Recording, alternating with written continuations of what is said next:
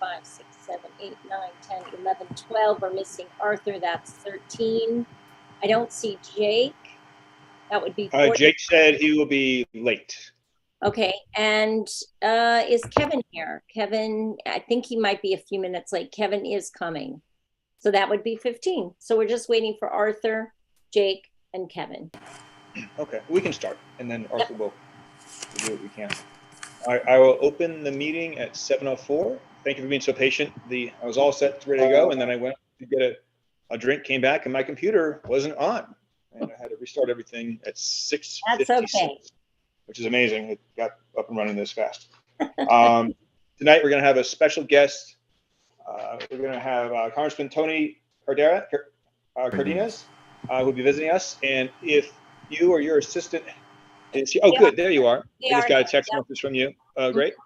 Has logged onto Zoom. Okay, I'm just going to do a quick introduction and welcome. We're going to go to the Congressman, then I'm going to go back and say a few more words, because I know he has a full schedule this evening. So I just want to welcome everyone to the new year. And we have 6 more months in this administration, and we're going to do a lot. And I'm very happy to be working with all of you. So without further ado, I'm going to bring on the Congressman.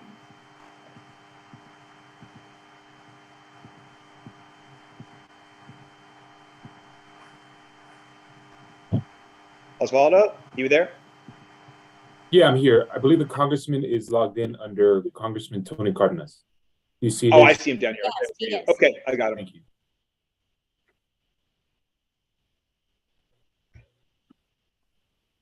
Good evening, Congressman. Good evening. Can you hear me? Yes, we can. Thank you for joining us. Okay, you're welcome. Welcome. Glad to be here. And sorry, Congressman, sorry to bother you. Colby, is it possible to get visual access for the Congressman?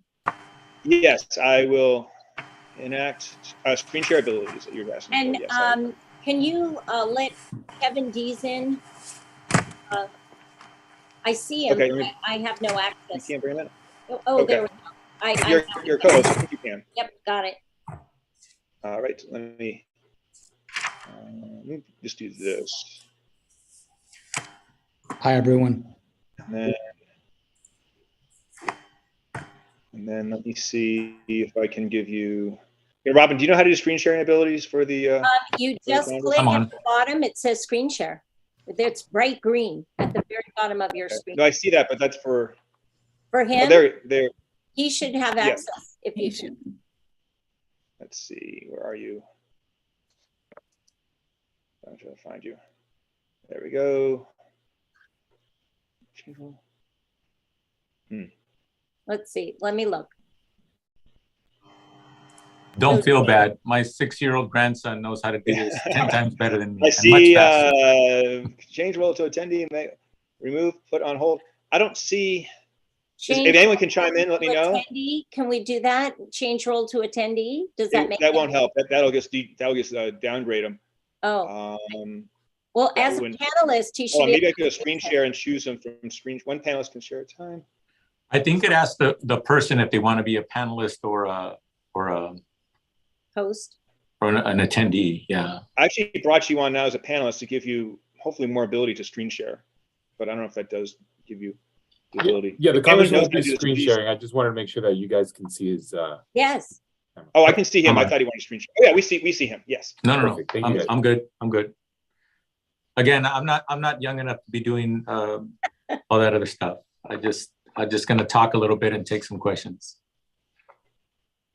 Well, welcome. Okay. Well, thank you so much. Thank you. Yes. All right. Well, we'll just open it up to the board and then to stakeholders. We do have limited time, so we're going to keep this at about 10 minutes if that's okay. My part will be just a few minutes, and I'll take questions as long as you want me to. Again, Thank you so much for having me. Appreciate it, Colby. Thank you for allowing me to say hello to all of you.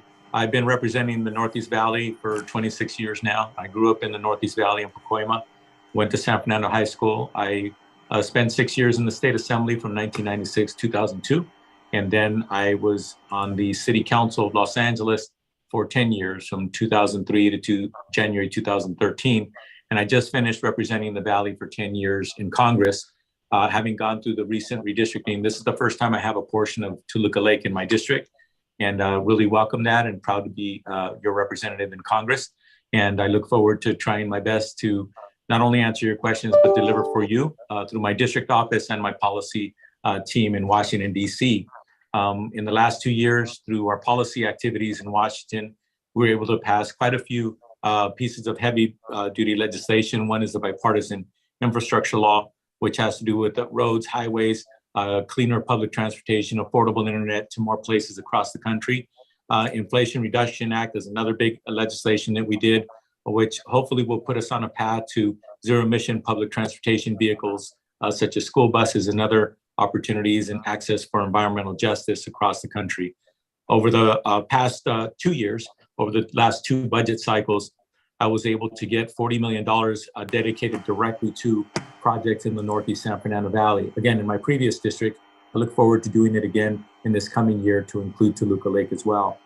In the 2022 budget, I was able to get $12.5 million of federally community projects there. And then the 2023 budget, I was able to get more than twice that much. I got $26 million in public projects, and for mental health care, for community empowerment programs, improvements to healthcare across the board. These funds go to 25 different organizations, some of them government organizations like the city, et cetera. And some of them are many not-for-profits who serve us, such as LA Mission College, LA Valley College, Mid-Valley YMCA, LA Family Housing Center, Providence Holy Cross, Proyecto del Barrio Neighborhood Legal Services, and about 18 other organizations were fortunate for us to be successful in getting them funding so they can serve us here in the San Fernando Valley. Again, I'm proud to be the representative of the Greater Toluca Lake Neighborhood Council area, and looking forward to answering your questions. One more item, I'd like to give you my phone number, and here at the office, it is 818, it's in the San Fernando Valley, so it's 818-221-3718. I have caseworkers and field workers who work for me full-time here in the office.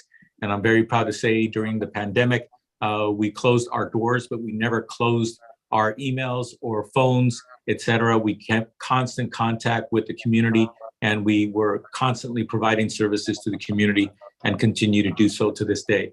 I'm very proud of my team, and very proud of the fact that almost every single person on my team was born and raised here, right here in the San Fernando Valley. And so they get to serve their constituents and their neighbors and people like you. So again, thank you so much for giving me the opportunity to say hello tonight, and I look forward to your questions. Thank you, Congressman. We'll go to the board first. Please raise your hand and make it very, very short and succinct for the Congressman. I'm looking for hands raised. I don't see any hands raised. Lee has his hand up. So we're going to go to attendees. Oh, I see one. Okay, Jonathan. Jonathan.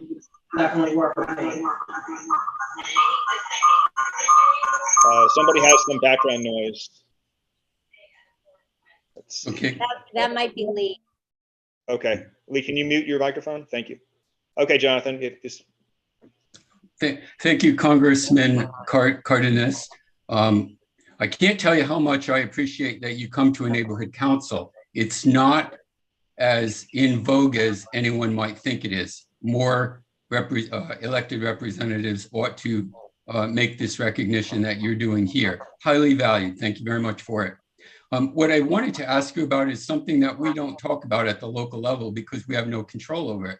And it sounds real foolish after 10 days of rain, but it's a little bit about the drought. So I'll get right to the point of the question is, many Californians are true believers in self-resilience. And we are learning that the state of California hasn't built hardly any, if any, I believe, water storage facilities in over 10 or 15 years. So that even when it rains, we're not capturing the water. And the droughts, we realize now, are going to be causing lifestyle interruptions, perhaps devaluation of properties, but certainly contribute to the inflation that's making it really hard for the middle class. Can you talk a little bit about what we can look forward to so that there will be a water supply for California without wars between the states? Thank you. Thank you. Whenever we declare a state of emergency like we have for the floods and the rain that we have today at the federal level, what that is that's an aftermath action. It's good that we declared a state of emergency, but what you're talking about, Jonathan, is infrastructure. When it comes to infrastructure, when it comes to water storage, things like that, it's really up to the state and local communities and governments to allow those projects to happen. You're absolutely right. We've done very, very few projects to capture and store water so that when we go through our summer seasons, which are getting longer, by the way, our drought seasons, our dry seasons are getting longer, we need to have more cooperation with state and local governments.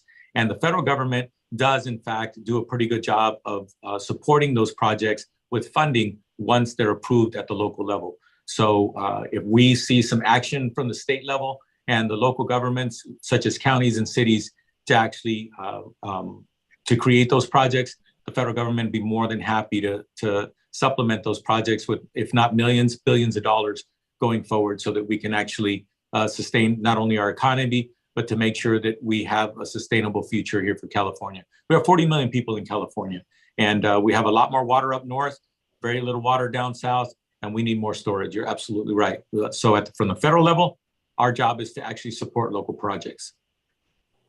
Thank you, Congressman. We're going to move on to Kevin Dees, and then we'll take one more from the board, and then move on to stakeholders, and then we have to move forward. Hi, Kevin.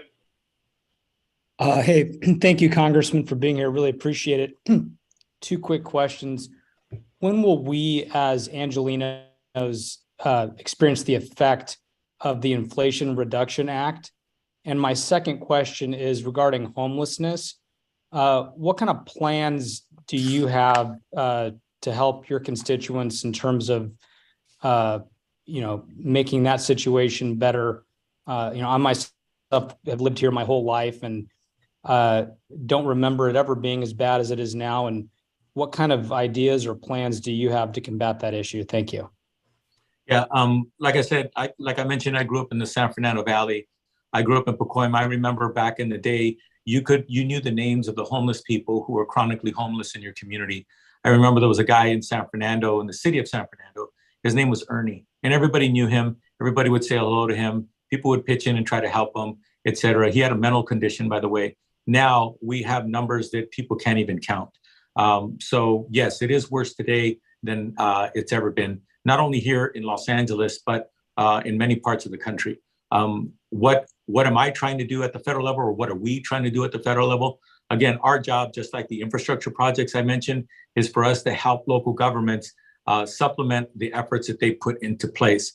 One of the direct ways in which we help with homeless when it comes to housing, most of the housing dollars that goes into projects to get formerly homeless people off the streets are federal funding. But the federal government doesn't build housing. We turn that over to counties and cities to do that job. Here in Los Angeles, we have something called HACLA. And I'll be honest with you, I'm personally frustrated with them. I couldn't honestly tell you exactly what they do on a day-to-day basis, but unfortunately, in my opinion, they do just enough to stay within the legal bounds to continue to get the funds, and exactly what they're doing about it to help the homeless situation, I honestly couldn't tell you the job that they're doing.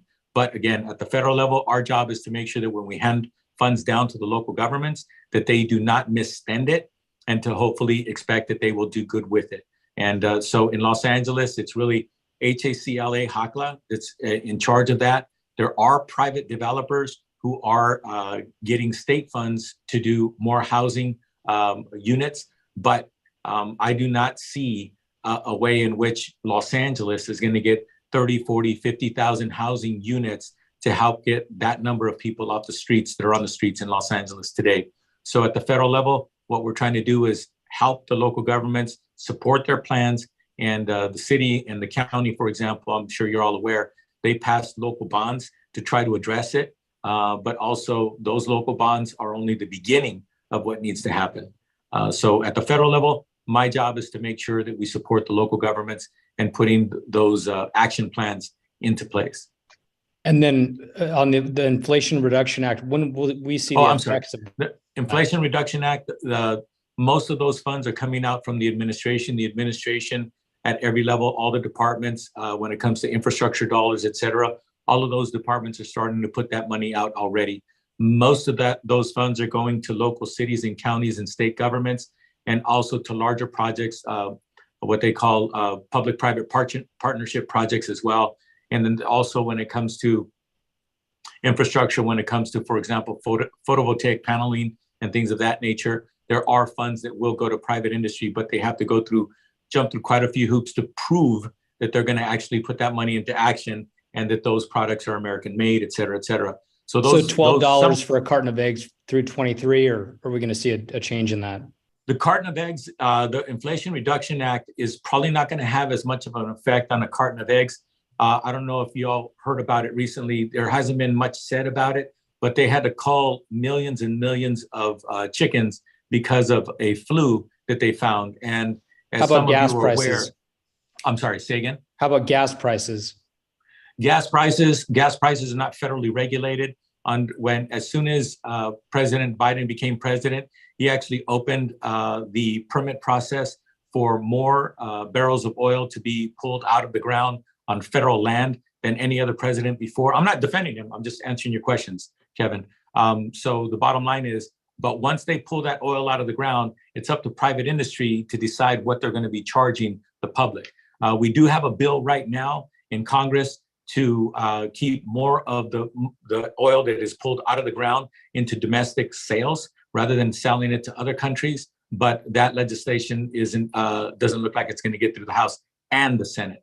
So that's one example of what we're trying to do legislatively. But always remember this, the gas prices at your pump are not federally regulated. Well, appreciate your hard work. Thank you. Real quick comment on that. The more houses we build, the better, less apartment buildings, there's more water usage. Take down 2 houses, build 25 unit, you lose more water. Thank you. That's one way of doing it.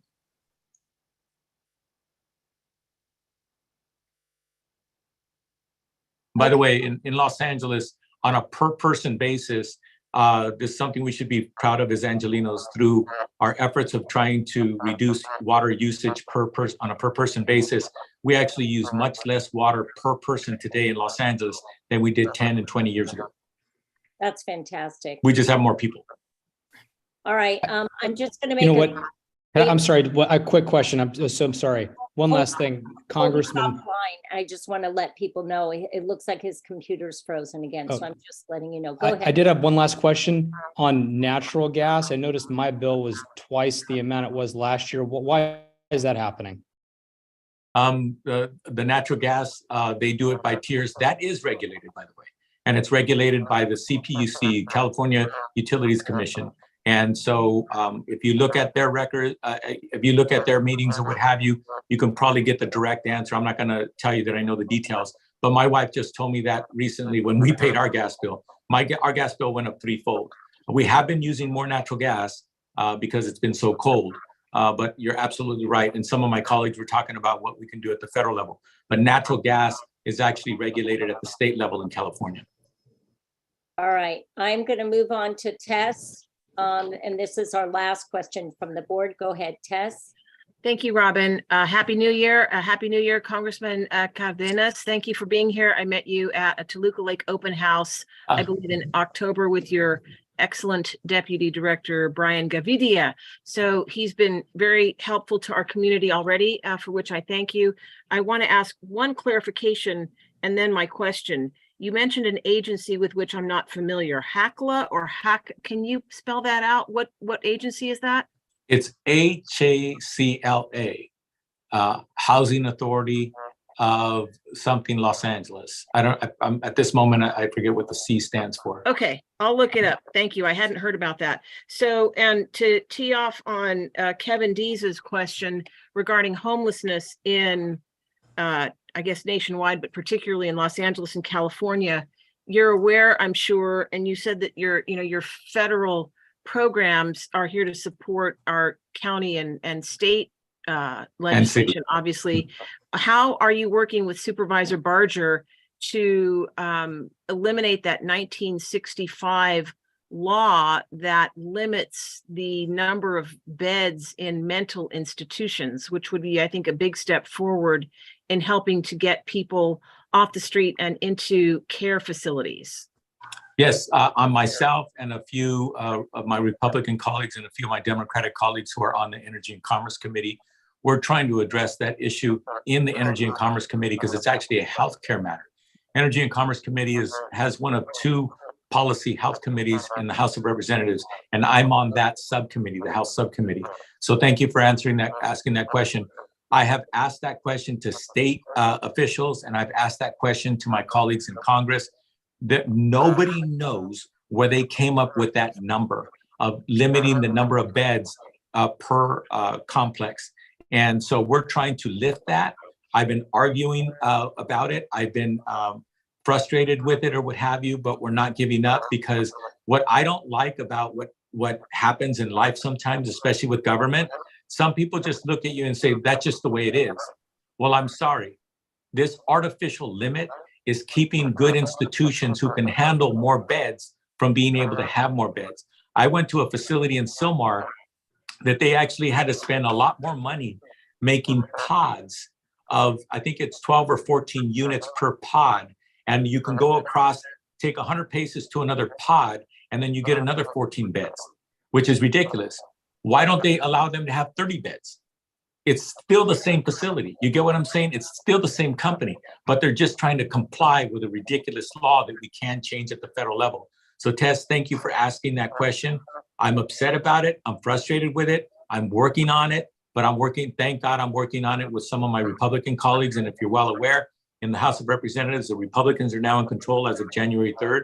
So we have some momentum with some of my Republican colleagues, and we're all frustrated because nobody knows how they came up with that number. Well, if there's anything we can do to help you advocate, I see that Jason Maruka, the field deputy from Catherine Barger, Supervisor Barger's office, is here, and he and she are leading the charge on that, which I think is a worthwhile initiative.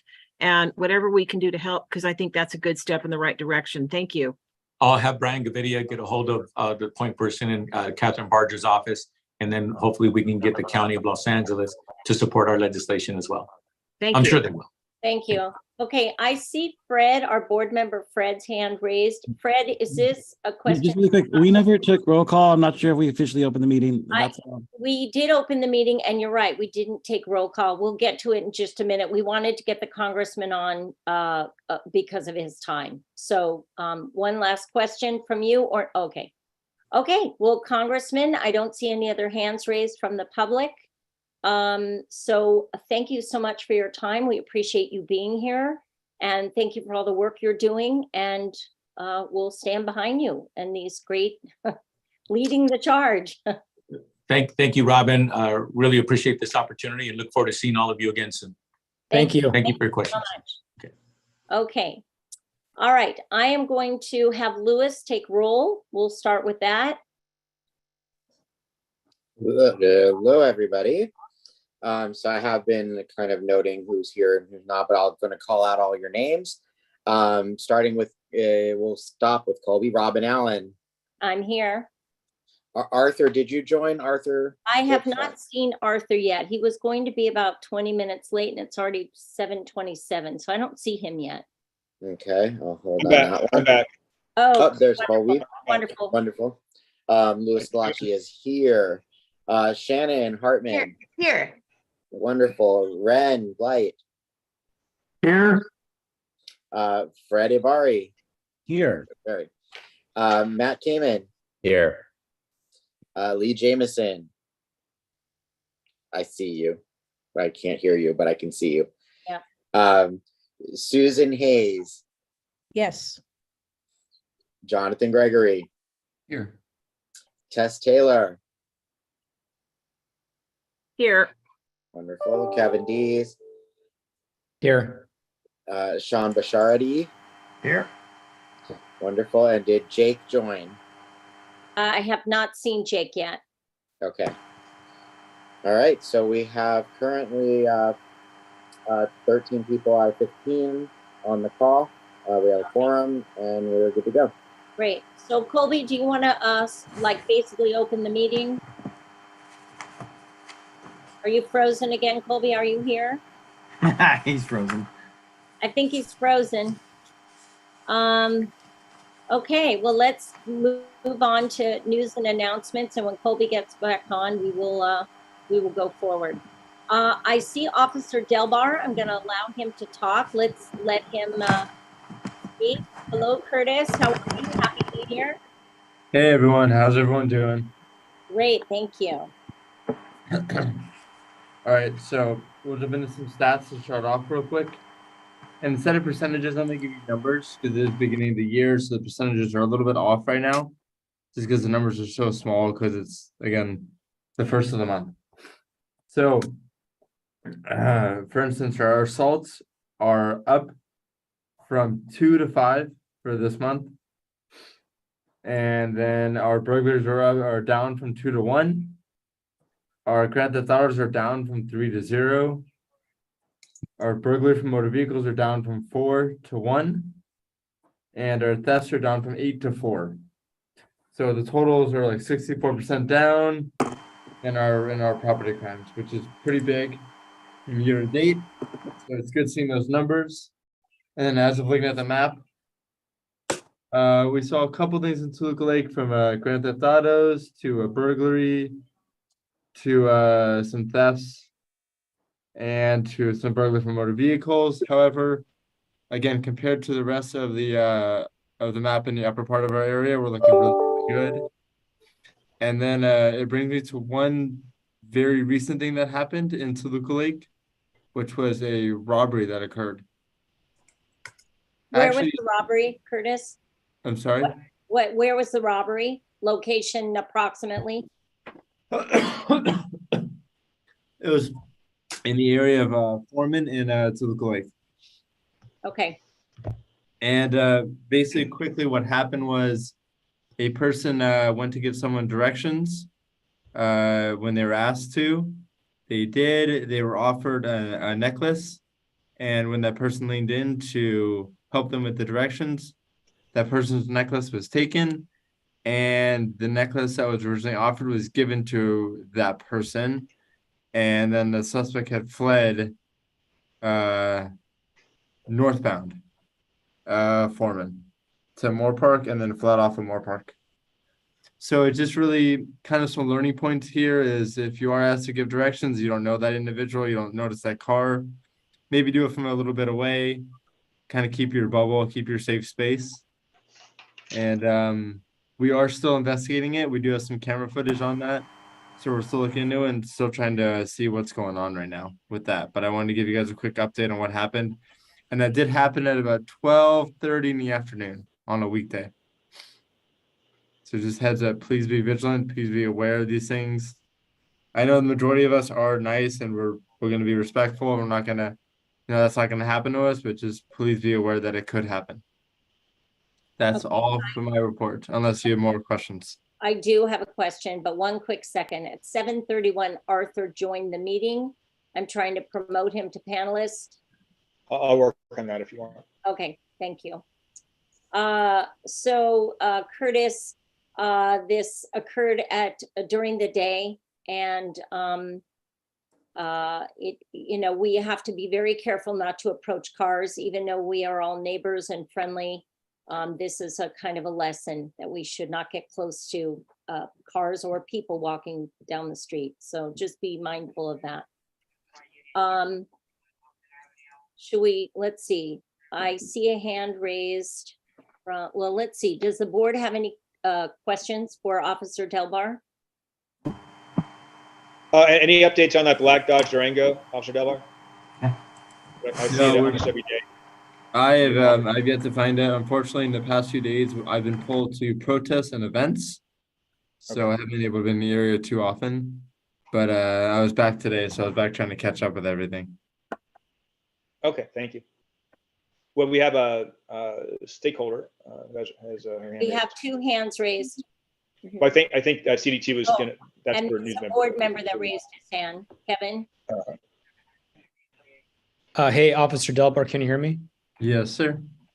My neighbor informed me, I'd have to check on the date. It was a couple of weeks ago on Toluca Lake Avenue, in between Foreman and Mariota. There was a catalytic converter stolen. So I know that's an issue. It was a Prius. I think they like Priuses. But I am aware that happened. I don't know if it was reported or not, but that did happen. And that happened within the week, you said? No, I think it was actually, this was actually, I think, prior to the end of the year. So Oh, in December. Yeah, or November, maybe even like late November. Okay, yeah, those catalytic converters, they definitely do go after the Toyota Priuses, Mhm. and the Hondas are their main cars that they do go after. And it takes about, depending how good they are, a minute or so to take that catalytic converter with a quick saw, and it just comes right off. Okay.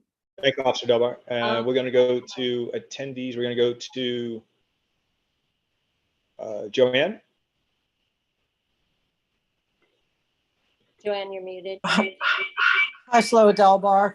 I want to ask about the crime rates for violent crime because I was a witness to there was a unhoused person who got very violent, was throwing hot coffee on people and throwing food on people.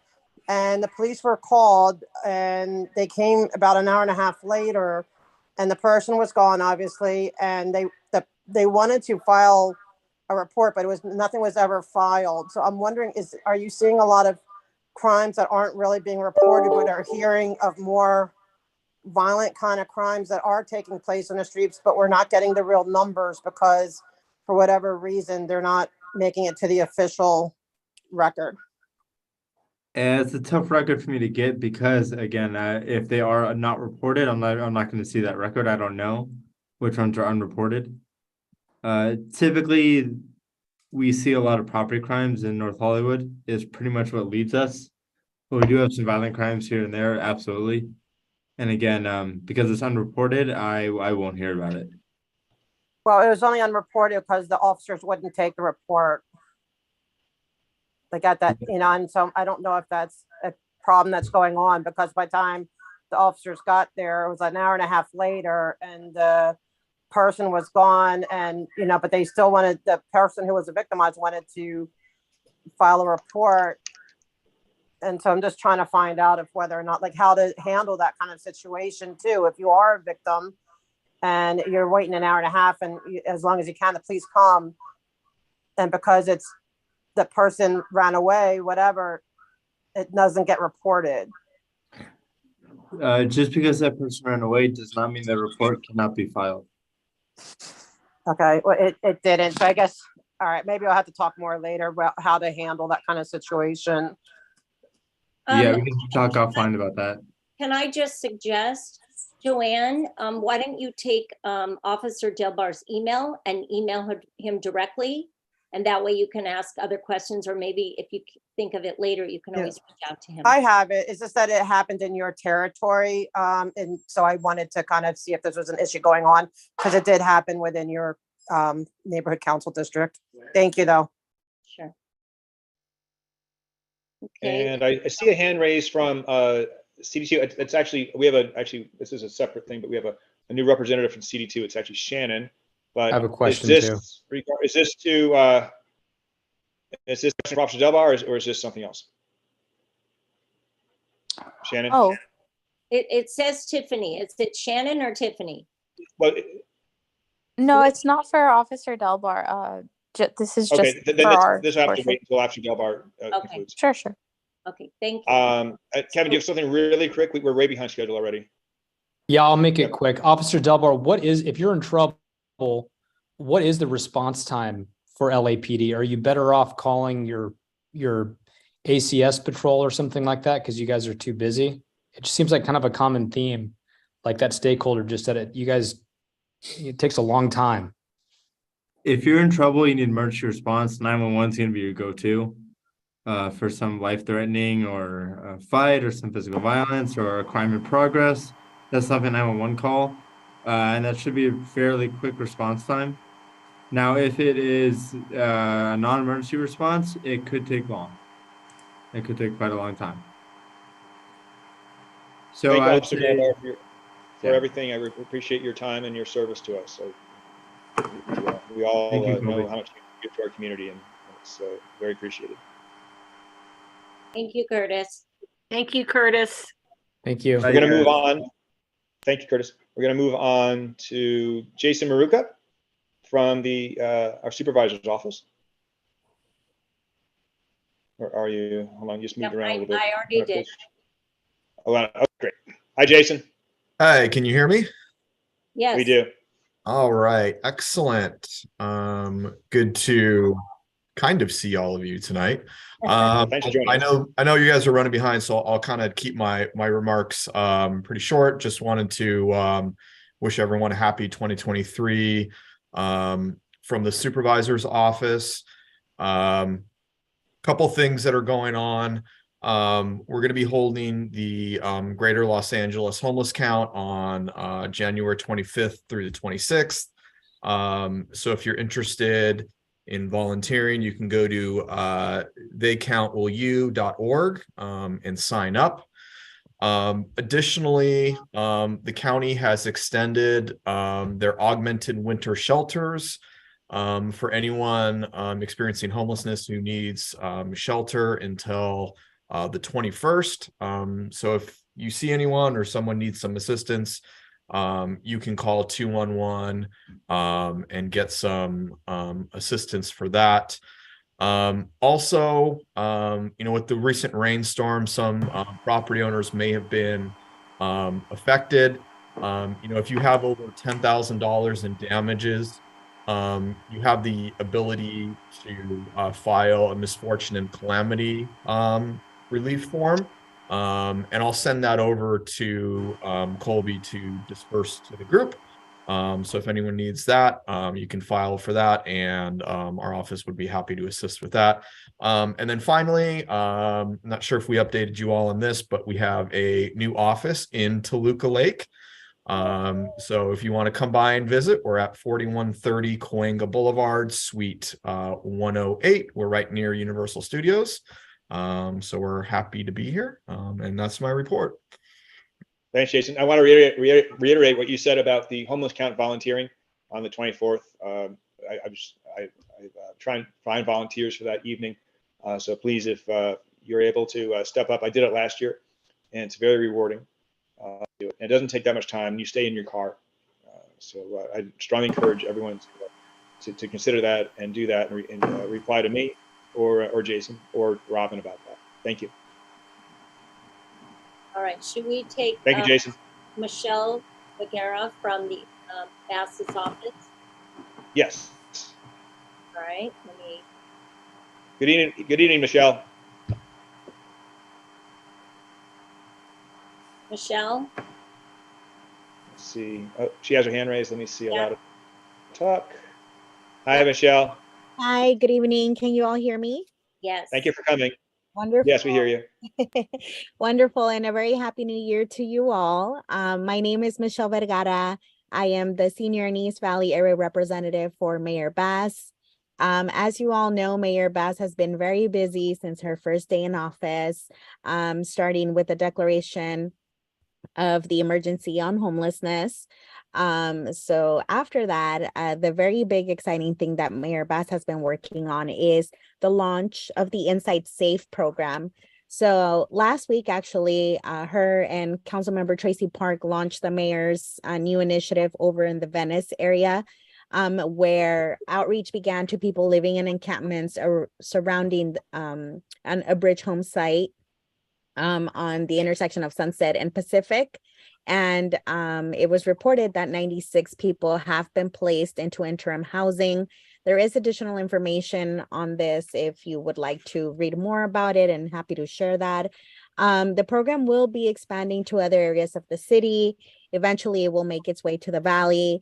So as we get the program on and rolling, I will continue to provide you all with updates as they move along. In addition to that, last week, Mayor Bass commended the LA County Board of Supervisors on their unanimous approval of an emergency declaration of their own, which basically just shows solidarity across governments, county and city working together to really try and address all fronts of the homelessness issue here in LA. And last but definitely not least, Mayor Bass also, also worked along with Governor Newsom and the LA County Board of Supervisors to announce that the city and the county have committed to implement the Community Assistance Recovery and Empowerment Act by December 1st of this year. Basically, what this would do is it would establish care court in the state's new framework to basically deliver mental health and substance use disorder services to Californians that are suffering from severe mental health disorders. Aside from that, our office is still here continuing to serve on any city-related matter, helping constituents and just everyone else. So happy to take any questions if there are any. Thank you. And again, Yes, we have one already from they Shannon. can always reach out to you via your email. Yes, absolutely. And I have been sending updates from Mayor Bass to all my neighborhood councils in my area. So if you have not received them or would like more members of the board to receive them, please do let me know, and I'm happy to share those and pass those along to you all. Thank you. Michelle, thank you so much. We have a question from Shannon. Yes, Hartman. welcome. And I have a quick question. Will there be a schedule as to when our area, our specific areas are going to be addressed as far as a homeless situation, like it was in Venice Beach? So we'll know in advance, whether it's a month from now or 6 months from now, will we be having some sort of schedule? So as of the moment, I don't know that there's a particular schedule per se, but a lot of things that go into play when these sites are being chosen for Inside Safe are specific to those areas that are experiencing chronic homelessness. So that's one of the factors that they look at. And then also there's a lot of consultation that happens with the council district office in each respective area, you know, to try and really target and hone in on specific sites. So aside from that, I can ask and see if at some point they plan on releasing some type of schedule. But I think right now that's kind of like their strategy in terms of bringing the Inside Safe program throughout the city. And again, they are expanding. So I'm assuming the more they expand, they'll be able to, you know, hopefully quickly be able to sort out some type of like a protocol to figure out, you know, what the next location will be. So as that's being developed, again, I'm happy to share any type of details as we're receiving them as well. Everything is kind of still like a work in process. So we're all learning and getting info as this is developing. Thank you. Thank you. Any questions from the board? If we'll move to stakeholder. Oh, one, I see Jonathan Gregory. Go ahead, Jonathan. Thank you for coming. Just a quick question. Stakeholders are often telling me or asking me, I don't have the answer, what's being done, not to house necessarily, but to deal with the people who don't appear self-sufficient enough to be housed, who live on the streets. So that would be probably drug addicts and psychiatrically impaired people. So perhaps not this evening, but next time you come to us, rather than tell us that 96 out of 50,000 were housed, can you tell us more about the programming itself that's going to help find our way out of this dilemma? Thank you. Absolutely. Thank you for that. Great. Okay. Colby, should we move on? Oh. I see. Yeah, it's. Oh, actually, we're gonna. Yeah, we'll take. We'll talk to. Oh, Fred has his hand raised. Fred, is the last question? Yeah, no, just another. I was wondering if we were going to do the minutes in the open public forum later on, or yes. Yeah, we were gonna get to that. We're trying to be mindful of the. We're gonna get to that. Yeah. Okay. Thank you, Michelle, so much. And we welcome the new mayor to office, and great start to a great new year. Thank you so much. Thank you. Next up, we're going to go to CD2. And is this Shannon or Tiffany? It's actually, well, Tiffany is no longer our is No, no longer I representing just for us.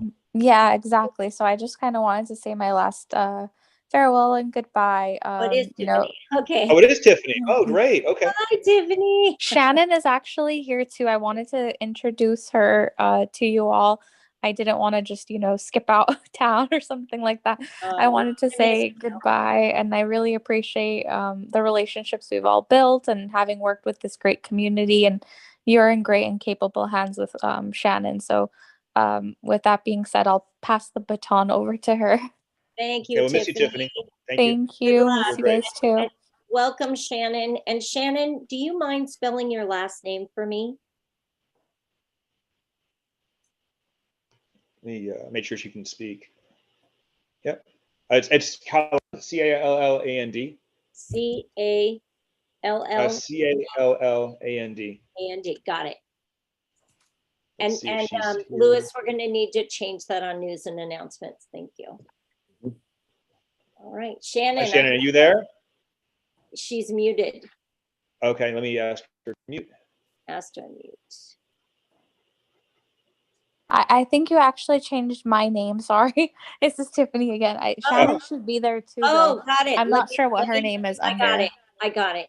Oh, there's two of them. There's two. There's another one. I Here we go. changed it. Testing. Yep. Can you hear me now?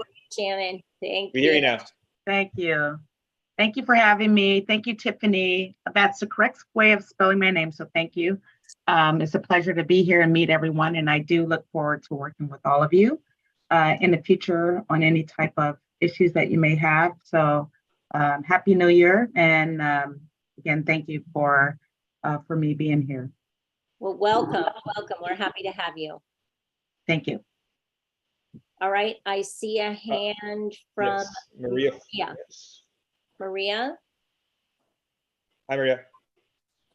Hi, everyone. Can you hear me? Yes. Yes. Awesome. I am, I don't know if this is my time to speak. I'm here representing Board Member Gones. Yes, this is a good for yes, for the community news and announcements. Awesome. Thank you so much. Good evening, everyone. It's such a pleasure to be here with you today. I'm also going to keep it short and brief. My name is Maria Flores. I am the new Deputy Director of Community Engagement, representing School Board Member Kelly Gones. And I'll be your liaison for the schools in the Toluca Lake Neighborhood Council community. And as some of you may have heard last month, Board Member Gones welcomed her baby girl, Ada, and they're both doing well and resting. I'm here to provide you with a little bit of updates or some updates from LAUSD. First, our district has gone through some internal restructuring to best support our families and students. Formerly, we had 2 local districts here in the Valley, the Northeast and the local Northwest districts, and now they've been combined, and now they're known as Region North. And it's led by our new regional superintendent, Dr. David Vaca. If you'd like to learn a little bit more, they have their update. They have their website update, achieve.lausd.net. /regions. You could go in there and learn more of their staff members and what they do representing your local schools. We also have a survey that we're encouraging our families to take regarding instructional calendar. And this survey will allow families to give input about the instructional calendar for the years 2023 to 2026. It's basically around Thanksgiving break and winter break. We would love to hear from our families and encourage them to, take the survey so that you guys have a voice in your children's time off during these two breaks that we have. So you could visit achieve.lausd.net to access the survey. And then lastly, I would love to just share, we're about ready to launch our 5th annual Board District 6 art contest. We're putting the last details together. As soon as we have it ready, I'll send over the information to the neighborhood council for them to share out for everyone. That is it for tonight. Thank you for your time. I look forward to working with you. And I can also take some questions if there's any. Thank you, Maria. Yeah, we enjoy supporting our local elementary schools, the LAUSD. You guys do a great job. Thank you. Looking for quick comments and questions for Maria, LAUSD. If not, we'll release her and move forward. Okay, Maria, thank you so much. We'll talk to you next month. Happy New Year. Thank you. Likewise. Okay, we'll move on to Ryan Altoon. Ryan, did you want to speak now or later? I can speak now. Okay, would you like to speak now? Okay, this is Ryan Altoon, the chair of the Toluca Lake Beautification Partners.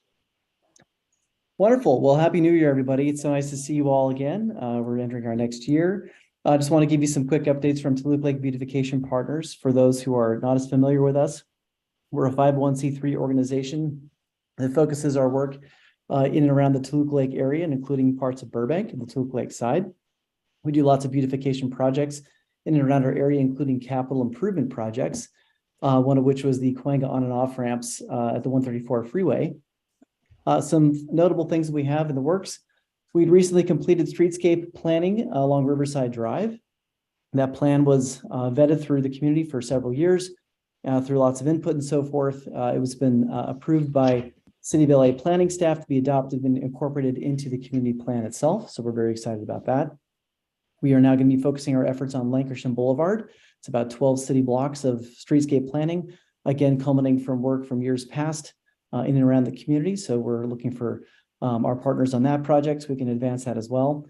And some things we have that have been in the works for some time that thankfully through the diligent work through our CD2 friends and allies, thank you, Tiffany, especially, to help unlock the Toluca Lake Village Clock. I didn't mean that for that to rhyme, but why not? It's a Tuesday.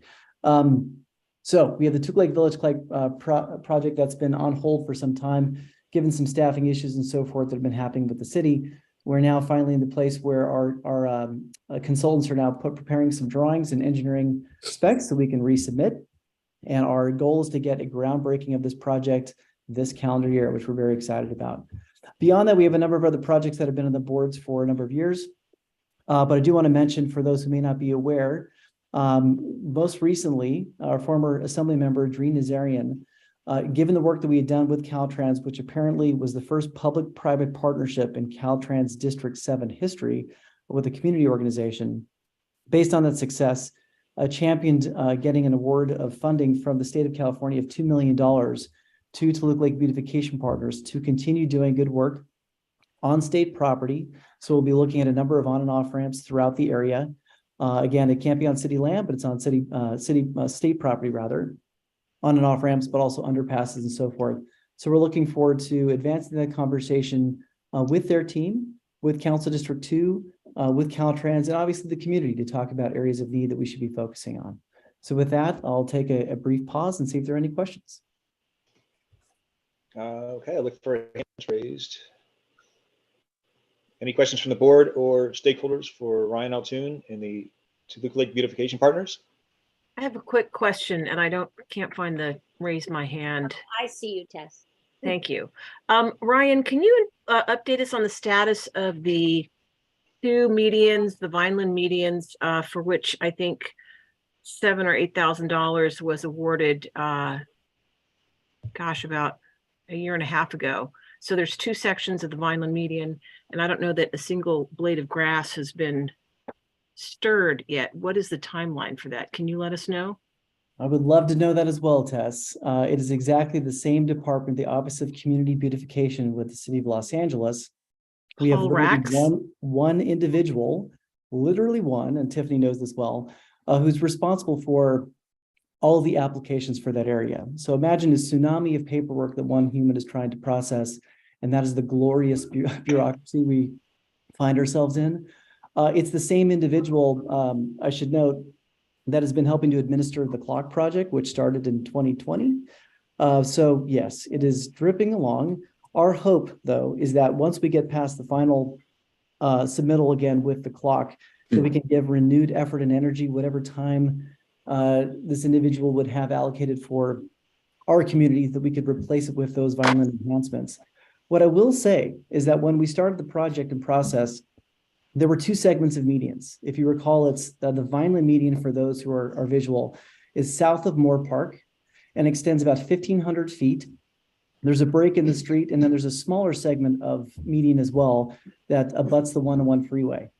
A different nonprofit in the area, they're also called Studio City Beautification Association, ended up adopting that segment of median around the same time. So then we just said, okay, well, why don't we maybe just do a further enhancements for the 1,500 foot long median, or maybe we turn our sights going northward, because there's a segment of median that's to the north of Moore Park, for those who are familiar, between Moore Park and Riverside. Just to give context for everybody here, they started that project and they were awarded the adoption of that in 2020. They're still in construction. I shouldn't laugh, but I have to at this point. So just gives you a sense of some of the things that collectively we're up against. And listen, I don't want to shake a stick at the city. There was a lot of attrition that happened during the pandemic. There was tremendous turnover, and to that extent, just it's someone really trying to take a tsunami of work through the, a straw, if you will. So it's really hard. It's challenging to do that. What we're trying to do is help direct efforts, in some ways, try to do some work for them if we can to move it along. But yes, we're trying to get that project in the ground as soon as humanly possible. And I guess maybe I'll say as well, we reached out to our partners at Caltrans, and they've agreed to give us the ground cover at no cost for that area. So what we'd be doing, just for everyone's edification, it's a long grass lawn that looks a bit dilapidated with some trees that look a bit forbearing. And we're going to be removing all of the high water consumption turf that's there and be replacing it with drought tolerant plant material, so we can lower the water consumption, and changing all the irrigation heads so they're bubblers. So we're going to be doing our part for water conservation and environmental sustainability in our community. Can I ask one clarification? This $2 million grant that's for state property only, and I heard you say underpasses. I thought the underpass, at least the sidewalks, are city property. So when you say underpass, to what portion of the underpass precisely can that $2 million be applied? Yeah, so technically, Tess, the city of Los Angeles has, I believe it's an easement or jurisdiction to utilize the area beneath it, but it's owned by the state of California. So whenever we do anything, there's been another project that has been looked at for years, increasing parking capacity under the 134 freeway by Foreman Avenue, angled parking. You guys may know this project in the Plum Committee. And you need the blessing of Caltrans, number one. You need the city of Los Angeles to be the actual applicant, because they have the legal right to utilize the state land below the freeway. And then you'd have a third party like us, like a nonprofit, that can help enact the construction project to get it done. So not to prolong this, because I know there's lots of people who want to talk, but so the area under the underpass is an easement awarded to the city by the state. Is that correct? Yeah. Okay. Thank you. I'm not sure if that's the exact legal instrument, but I believe it's something like that, Tess. Okay, thank you. So what I have three hands raised from the board. We're going to quickly do those, and if you have more questions for Ryan, you can contact him offline, because we're way behind. Take Lee. Happy to. Sorry, I'll talk Fred, like an and then engineer. Sean, and then we're moving on. Go ahead, Lee. Hi, Lee. Yes, good evening. Just a real quick question, Ryan. Remember that project of the street lights for the Christmas decorations being strung across the street? What's the status on that? Will they sustain the tension? It's within the streetscape plan, Lee. Okay, thank you, Ryan. I appreciate it. You got it. I didn't forget it. Next I saw appreciate Fred. that. Okay, that sounds fun. Hey, thanks, Ryan, for being here. Good to hear your voice. Really quick, I read in Craig Strong's last newsletter that the Toluca Lake clock is going to be able to play music, and I just was wondering, what kind of music, when, how, is it true? What do you know about that? It is true. It has a controller that has some like 12 or 14,000 songs that are programmed in it. I haven't gone the full DJ lengths on it yet, Fred, to see what's in there, but I think it's the full panacea of things you might imagine for various holidays and so forth. So we can, I think I can look back in the spec book and see what's there, but yes, it does play music. All right. Thanks, Ryan. Good to hear you. Yeah. I see Sean. Hey, Ryan, thanks for coming. I just had, just for clarity, on the medians that you were talking about on Vineland, you're talking about the median that is from Vineland to the fire station, and then from Moore Park to the fire station. Yes. And then from Moore Park to Riverside. Those are the two medians you're referring to, correct? Yeah. We originally had the two medians to the south of Moore Park. So from Moore Park down to the fire station, and then crossing the street, like on your way to Rio Vista Elementary School, there was a shorter segment of median there, but that was assumed by another nonprofit. So we're looking to utilize our funds to now do the median section to the north of Moore Park, so we can get that whole corridor done. Okay. Do you know if there's going to be any signage that will identify that we're part of Toluca Lake or Greater Toluca Lake? Because I know on that smaller one, it does say city of city. It does. Yeah, I know. I've seen that on occasion. The sign programs are fairly expensive. I mean, the amount that we have for doing the 1,500 feet plus the other segment is a pretty razor thin budget we have just for the planting material and the haul off and additional plants we're going to be putting in and updating the irrigation. and then we're trying to get some lighting in there too. So I think anything for a sign could be accommodated in that area, Sean. I think it would have to be a secondary funding exercise that we, collectively look into. Okay, thank you for your time. Yeah, happy to do that. Thank you, Ryan. I don't see any hands raised from the stakeholders, so we're going to let you go and wish you a happy new year. And thank you for all the work you do for the community. Happy to help. And yeah, any questions, please feel free to reach out, and happy to connect with anyone at their leisure. Very good. Thank you. And I'm looking for, oh, yes, Erica. Yes, that's who I was going to call upon. Perfect. Talk. Hold on. I lost you. There you are. Hi, Erica. Hey everyone, good evening and welcome back. Hope you all enjoyed your break. So just a few things, because I do know we're short on time already, but I'll start by stating that last Friday, Thomas Soom, which is one of the directors within our department, shared an email to all of our neighborhood councils stating that coming March 1st, we will be going back to in-person meetings. We also have a few more updates or like detailed information, a bit more detailed information about that in our monthly profile, which we pushed out the first month of November, the first week of this month. And so we note that City Council voted to end the city state of emergency due to COVID back in December, and that's going to be enacted on February 1st. The governor is expected to lift the COVID-19 state of emergency February 28th. So that is why coming March, we are expected to go in person. Also in the monthly profile, we list 3 laws that took effect January 1st and are going to be impacting our meetings. The first one, and again, I'm going to briefly summarize these pieces of legislation, but AB 2449 speaks to teleconferences. Each teleconference location does not need to be identified on the notice and or agenda, nor does it need to be accessible to the public. AB 2647, this speaks to open meetings, which allows agencies to post materials like agendas on their website. This is something that our NC system does already per the bank policy, so not much change there. And then SB 1100 speaks to orderly conduct, meeting disruptions, which gives NCs a little bit more flexibility in handling disruptions during their meetings. So I did want to point that out. I also wanted to point out that we have an abundance of information in regards to the upcoming elections. As you all should know, our candidate filing opens up February 22nd, which is just about a month away.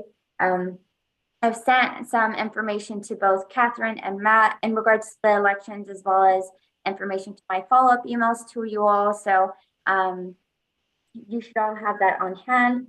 And then lastly, or a couple of things more. I wanted to speak to the ADA inspection back in December. If I'm not mistaken, Kobe met with our inspector to make sure that our in-person meeting location was ready to go. That inspector is going to put together a checklist based on his evaluation of the site.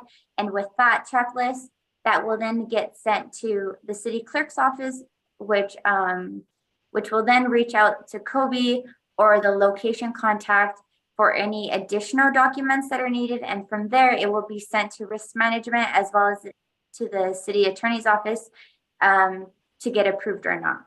So that's where we're at with the ADA inspections. And then lastly, I just also wanted to share that we do have information in regards to our CIS portal and where we're at in this process. Some of it is of which I've shared in the past, but there are a few more details. So if you have not reviewed our monthly profile, I would strongly suggest that you all take the time to do that. And that's about all. Thank you. That's great, Erica. A quick question, just to clarify for everybody, including myself. Although March 1st is technically the first day that NCs can begin in-person meetings, we still have to be clear for takeoff regarding our compliance for ADA with the Silver Elementary School. And so it just so everyone knows, as far as I understand, and please clarify or correct me, Erica, we might not be able to go to in-person meetings after March 1st because we have to wait all that clearance from the city attorney and the clerk's office. Correct, Erica? To be honest with you, Kobe, I'm not sure how strict or how they are going about the process for approving the ADA location. So when I say approve, I'm not sure if this is strictly informational to them, so that way they're aware if that location is ADA compliant or not. I just don't know if it's enough to say, well, if it's not ADA compliant, then the NCs can't meet. But I do know that coming March, if we're not able to meet, in person due to our location, then we may not be able to meet at all, because due to the current Brown Act, we're not able to meet virtually entirely. Okay. So, but I guess my question is, do I need to wait for approval, or can I and our board move ahead and schedule in-person meetings at Toluca Lake Elementary beginning March 1st and beyond? we should wait to hear from the city clerk's office to see, to receive any updates in regards to our checklist. And if we don't hear that, and this is news to me, then we can no longer do virtual or Zoom meetings. Is that correct? I think that's what you said. That would be a question for the city attorney's office, because again, I'm not sure in what way they're utilizing this evaluation checklist. Again, I'm not sure if it's strictly informational, or depending on what was observed, if it's being determined if we can meet in person or not at that location. Okay, we have all through next month to discuss, but but okay. Thank you, Erica. I see two hands raised. Robin, I saw first, and then we'll go to Tess. Erica, I was just curious if that included the committee meetings as well. Can the committees meet in person?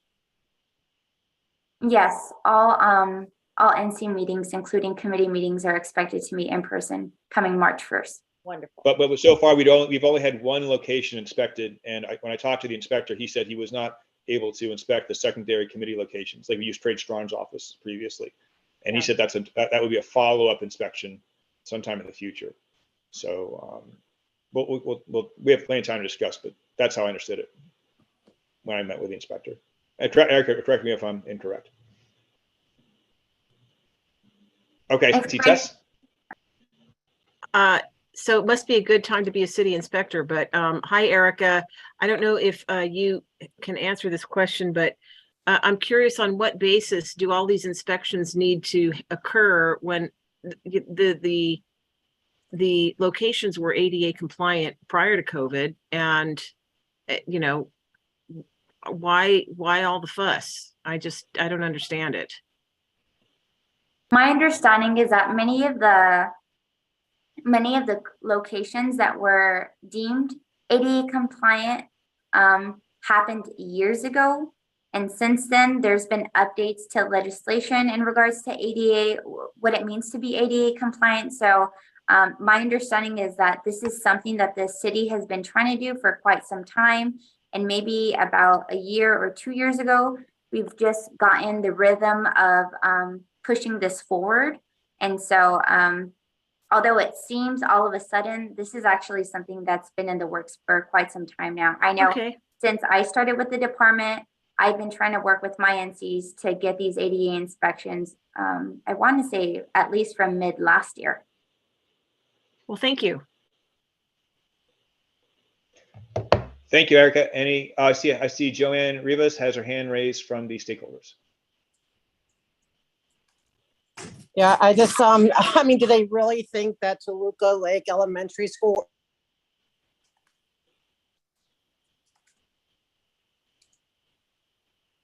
She got muted, Colby. I don't, yeah, hold on, let me see.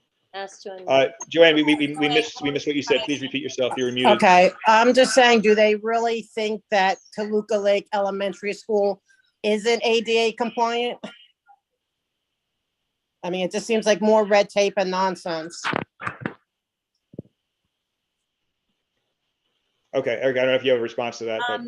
I don't have a direct response to that, but I will share that there are some locations that are city owned that we all would think that are in ADA compliance, but they're not. So I can't speak to whether or not the greater Toluca Lake that Joanne is referring to is compliant. But, you know, I've had locations such as, you know, local parks and recs that are not compliant. So I wouldn't be surprised. And what I understood when I met with the inspector, it's not yes or no. It's schools and even public buildings. It's a gradient. So it's not either 100 or 0 or compliant or non-compliant. It's how compliant they are. And there's really no building that age that is 100% compliant. And that's the inspector told me that's okay. Generally, you know, it doesn't have to be 100% compliant. It's a gradient score, not it's not black and white, yes or no. Well, hopefully we're gonna move on. Great. I'm sorry, what? I said hopefully we'll know more in February. Yes. We go back to voting on last month's minutes. Let's Yes. go back to the top of the agenda now that you're on. Yeah, sorry about I had 2 major computer issues right when I didn't need those issues. We did the motion A, approve the GTLNC November 17th, 2022 general board minutes. Do I have a first on this, please? Robin. I'm sorry, I couldn't hear. Robin. Robin, thanks, Robin. A second. Arthur. I see. Is that Arthur saying yes? Someone Yes. saying yes? Yes. Thank you, Arthur. All right, let's discuss this. Please open this up to discussion. Jonathan Gregory. Oops, sorry about that. Hold on. Unmute. Yep. All right. All set? Yep, we can hear you. Okay, thanks.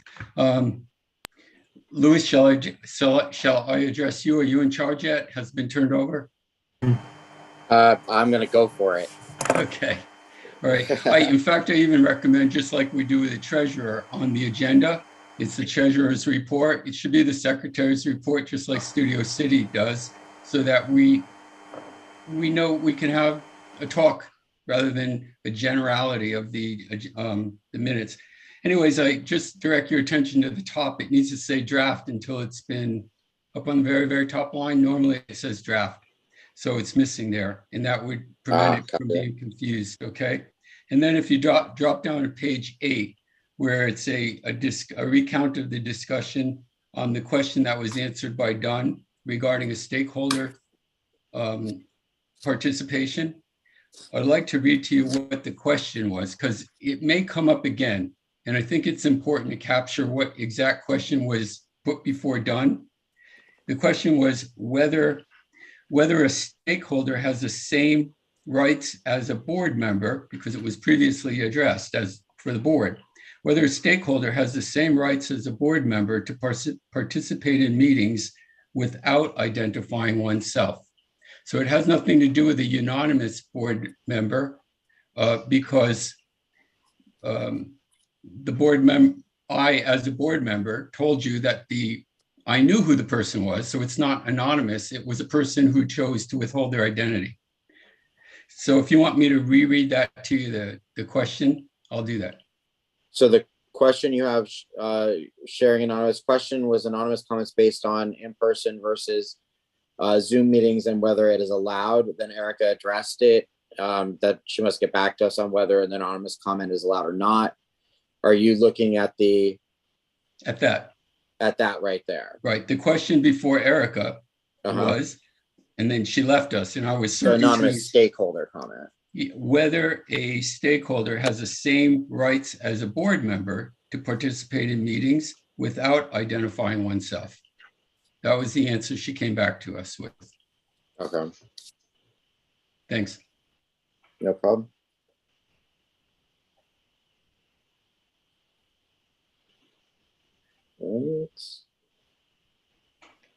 Any other comments? I don't see any comments. Anything from the stakeholders? Let's go ahead. Wait. I don't see. Yes, go ahead to vote. Go ahead and read the motion again, Louis, and then take a vote. So the motion A is to approve the GTLNC November 17, 2022 general board minutes as amended with Jonathan's comment. We have a first from Robin Allen and a second from Arthur Witchlack. Robin, Going to a vote. Yes. Okay. Arthur. Yes. Lewis, yes. Shannon Hartman. Yes. Yes. Ray. Ren, yeah, Fred. Yes, sorry. I'm a horrible person. Fred. Yes. Matt. Yes. Lee. Affirmative. Thank you. Suzanne. Yes. Okay. Jonathan. Yes. Tess. Yes. Kevin. Yes. Sean.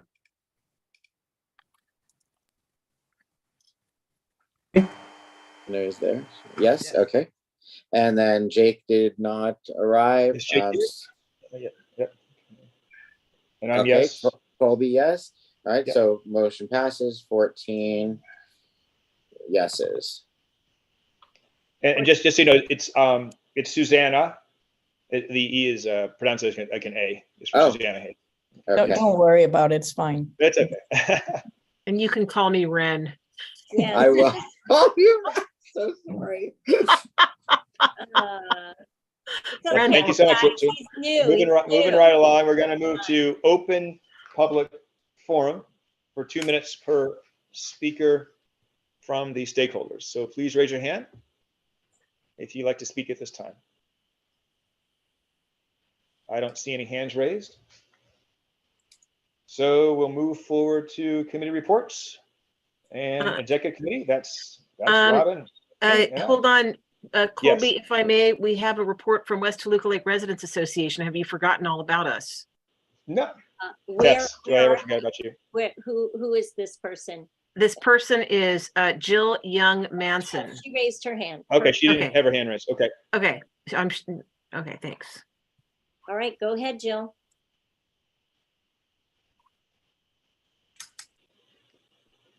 Hi, everyone. Wasn't sure I needed to raise my hand. Happy to be here. This has been a very informative meeting. Just updating you on what's happening in our neck of the woods.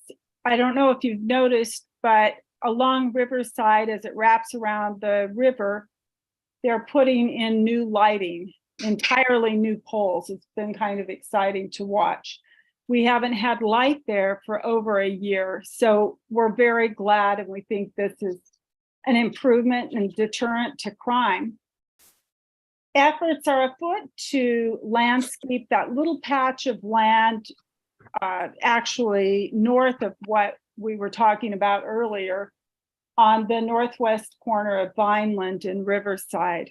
And just a comment, but beyond the Vineland strip that's south of Moore Park, I don't know if everyone's noticed that north of the 101 there, the deodar cedars that they put in about a year ago are doing really well. And that will look like Chandler Boulevard someday, long after we're gone. Those trees live a long time. Street cleaning, you may have experienced this. We have not had reliable weekly street cleaning for nearly 3 years. So during the pandemic, they cut it down to one or twice a month.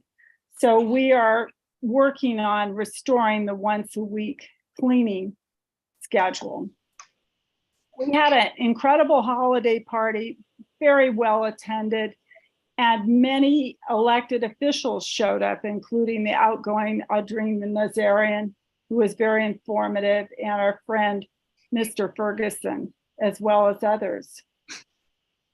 And I wanted to let you know that Tess has been working so hard. I will toot her horn here. She met in December and January with the Los Angeles Board of Police Commissioners. She met with the Board of Public Works Commission. She worked with the Bureau of Street Lighting and the County Board of Supervisors, all to help with these problems, especially the lighting, which we're still addressing in our neighborhood, since there was vandalism by drug addicts of the copper wire that's traded in for money. And that's about it. I'll see you all next month. And we continue we keep on keeping on. Thank you, everyone. Thank you, Jill. I appreciate it, Jill. Any questions for Jill from the board members or other attendees in the stakeholder community? All right, Jill, good job and keep it up. And yes, Tess is a hard worker. Thank you so much. Sure is. Thank you. So are you. Bye-bye. Thanks. Now we'll go back to, let's see, exec committee. Robin, 100th anniversary banner update, please. Okay. So I'm not sure if many of you have gone down Riverside Drive in the last month, but the Discovery Shop, which came to us last year for an MPG, their new awning has been installed. Colby and I walked down and we saw them installing it. It's a beautiful awning that the Discovery Shop paid for and installed. And for our neighborhood purpose grant that we donated, I think it was $5,000. Our beautiful GTLNC logo is attached to the side of it. It's just above the bulletin board that's below it.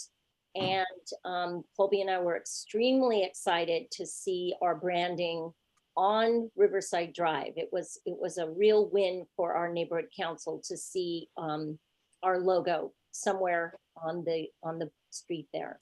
So hopefully you'll all get by to see it. And the reason I bring this up is because the banners are going to be sort of created in the same vein as the awning for the Discovery Shop.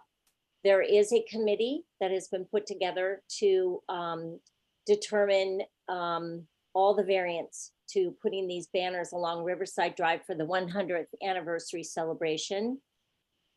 It is at the moment a 2-banner installation on poles that run along Riverside Drive. We're in the process of finding out from the city and the banner company that has been city sanctioned as to how long each of the poles are available for the year and which poles are available for the year. And obviously, this is going to be a very costly project.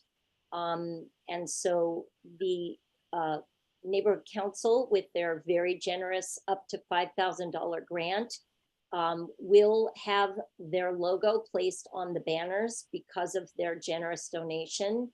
But at the moment, the design, the style of the banners is still in the works. And because it's going to cost much more than $5,000 to do these banners, the committee is going to go out and look for sponsorship. So we're in the process of all of that right now. And that's about it. The banners will know more. It'll probably be more in the spring because it's taking so long to get all the information together. So hopefully we'll know more maybe in February. Does anybody have any questions? I just want to point out that, as I think you, actually, I don't know if you did or not, but Studio City, has these up already and they look good for their neighborhood council. I was in Sherman Oaks today, and Sherman Oaks has banners right out. I'm sorry, Sherman Oaks, not Studio City, Sherman Oaks, I'm sorry. Yeah, the Ventura Boulevard, and it says, get involved, the neighborhood council, their logo, and the other thing is we want to put the city's logo on the banner as well as a nod to the city. Oh, I just see Jake join the meeting. Yeah. I just saw him, he jumped on. Okay, Louis. 828, make a note of that, please, Louis. Okay. Jake Tiddick.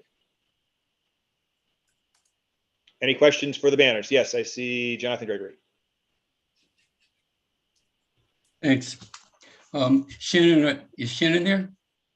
Yes. Okay, Shannon. I'm not really sure who's doing what on this. In other words, if I wanted to ask a question, You're welcome to ask Shannon and myself. Okay. She and I are both on this committee with other members of the community. That was my question. So it's community members, okay? Yes. And Mhm. do you have people on it from different parts of the community? Yes. Okay, all parts. Yes. Okay, to the east and to the west. All right. when we voted for it, I just want to say that I voted for it because I believe in it, and I think it's an excellent project. And I based it on trust because there was almost no information available. There's nothing wrong with that. That's a good, people do that all the time. We do things because we trust, and I continue to trust. But I went and looked up this. One of the fiduciary duties of a board member is to follow up on that trust. When you extend trust, you have an obligation to follow up on it, not just sleep on it. So I sent Shannon an email asking if she would participate with me in a working meeting. And I gave her the 4 points that I was interested in. They sounded something like that. It's community-wide, that it hits the geographic points described, that quality purchases are made, that good decisions are made, and that she gets all the support she needs. That's all I really can remember that I pointed out there. No one answered me back, so it concerns me that no one answered. Any thoughts on that? I can add to that. I had surgery last week, so I've been out actually a little longer than that. So I apologize for not getting back. What I will say is, and if you want to join us, we would love it, is that the banner committee is really, and Robin, maybe you can correct me on this, it's more of a community meeting, so I'm not heading it up. So yeah. I apologize not for getting back to you. I'm kind of getting back to things actually today. But so it's, you know, some homeowners and I'm representing probably the chamber, I'm guessing.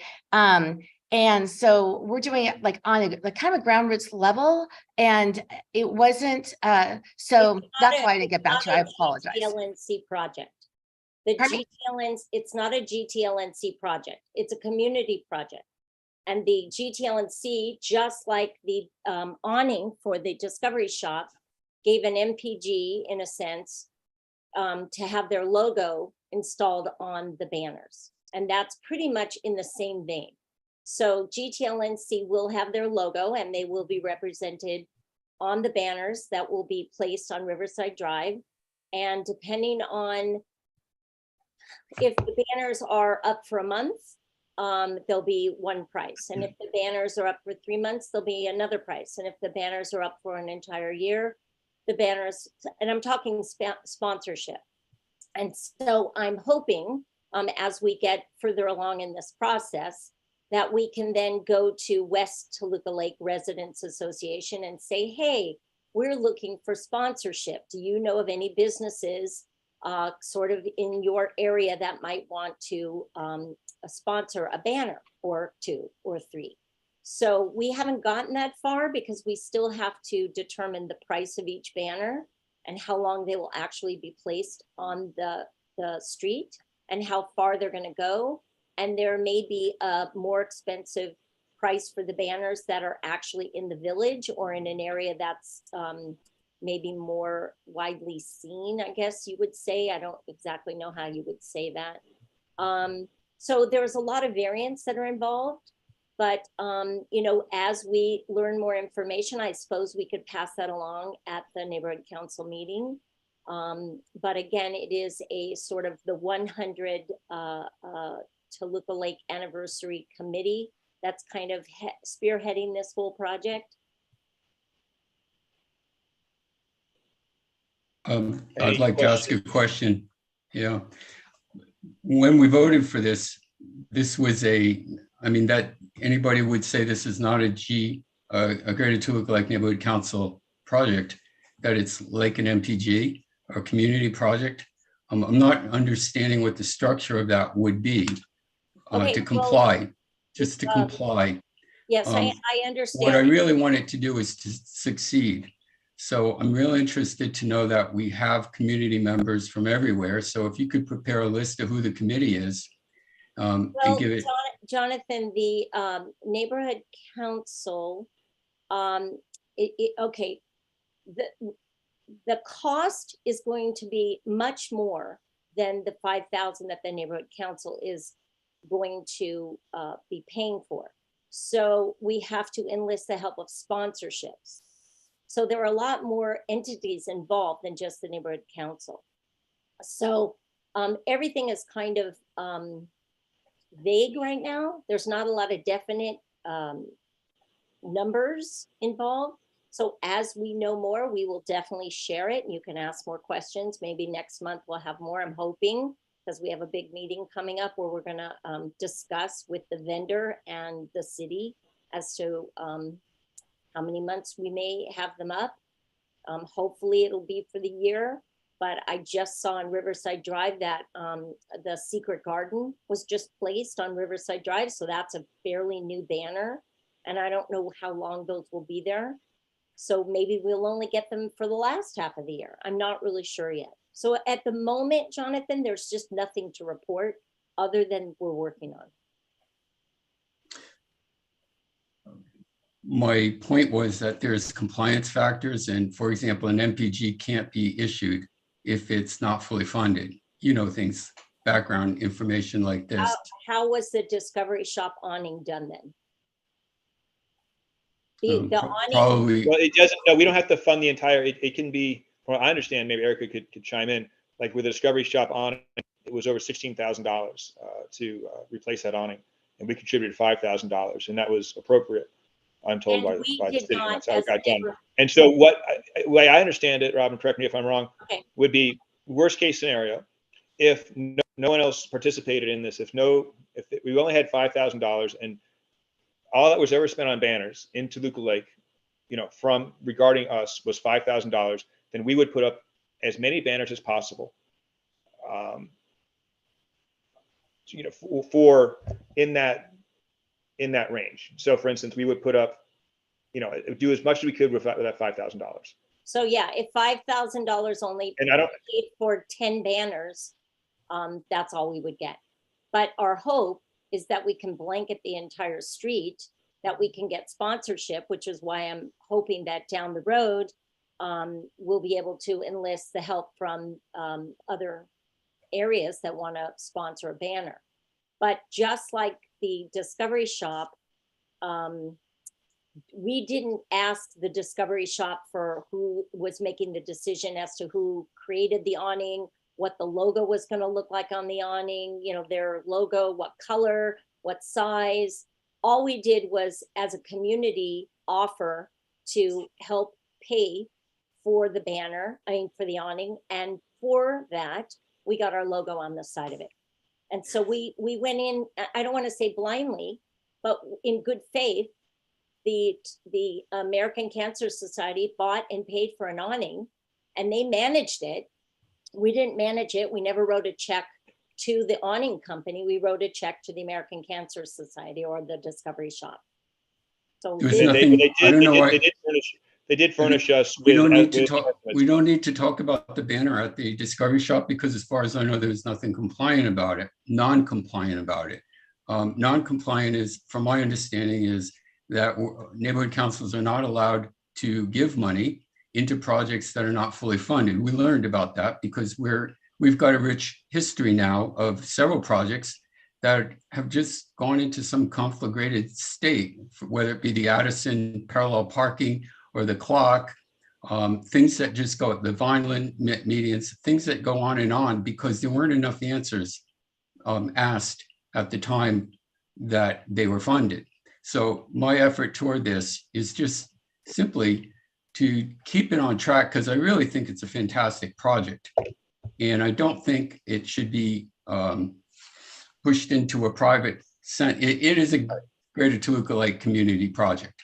And every board member has a duty to be knowledgeable about what's going on. Thanks. Keeping it simple, Robin, I'm gonna interject a little bit. Keeping it simple, the way, simple way to look at this is, as I understand, the GTLNC will pay the vendor of these banners to put up as many banners for as long as possible with our logo on it.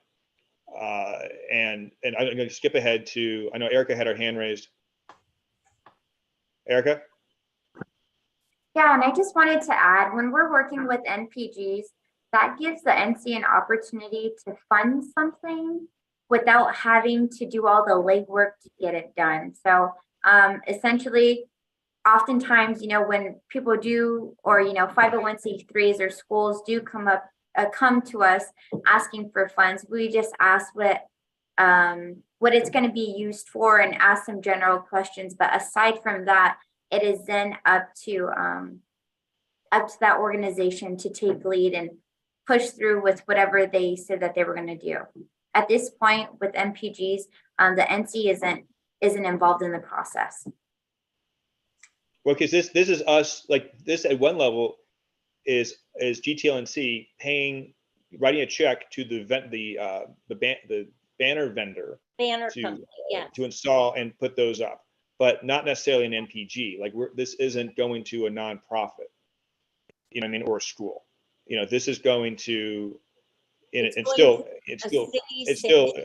legal as far as I understand. It's going to promote our, you know, what we do and promote our branding and promote engagement to the GTLNC from the public. Correct. That's why I say it's a council project. It's not a community project. The council has responsibility over it. No. You mean our neighborhood council? Yes. Yes, we do. No, it's a community project that the neighborhood council is participating in, along with other people that will be sponsoring. Maybe you could discuss this apart from the meeting, but this never stops becoming the responsibility of the neighborhood council. So if I may, Colby? Yes. First, I definitely appreciate Jonathan's attention to detail and interest in fiscal responsibility, which I share. So that's really good, Jonathan. Thank you. And my understanding was this was going to be sort of a neighborhood council driven project. I can go back and listen to the meeting. Whatever it is, it's neighborhood council money up to $5,000. And therefore, what I would really appreciate is however many banners you get, 4 or 5 or 8 or 10, that they are equitably distributed across Riverside Drive, including extending to West Toluca Lake. And, you know, my gripe has been, or I challenge this idea that so much of the funding of the neighborhood council is focused on projects specifically in Toluca Lake, when Toluca Lake is only one of the 4 districts in this neighborhood council district. So, you know, we're just looking for equity. That's all. And I will support this as long as I see that happening. And that's it from me. Yes, as we discussed, there would be banners in West Toluca Lake. Yes, Fred. Oh, hi. I know Robin said that they're having a meeting and we'll find out at our next meeting the status, but my only concern is if too much time goes by and, you know, we only have 2-3 months to hang these banners and we know that ahead of time, I wonder if it's more prudent to maybe abandon that project and spend the money on another promotional thing like an event or something. That's all. Thanks, Fred. Just gives a little more time. Any more questions or comments about the banners? If not, we're going to move on to my yearly or daily request for NPGs. We did a great job last year distributing money to schools and to community. As you talked about the Cancer Society Shops banner. I mean, their awning, which turned out beautiful, and it's a centerpiece of the village with our logo on it. So please bring me ideas and thoughts you have. If there's a group that you think really needs the money, please let us know. We don't have as much money as last year because we have election this year, and that's very, very expensive. And I'm gonna move. I was gonna say something else, but I'm gonna move on for the sake of time to any questions from the stakeholders about what I just said. Board members, please raise your hand. If not, we're going to move on to Arthur and the Treasury report. Arthur, I'll hand it off to you. Let me share my screen. Yep, I'm bringing you up. Thank you very much. Oops, shoot, I pushed it. You got it? Okay. I do have it, yes. Make sure you read the motion. Oh, yes. I'll read the motion. The motion is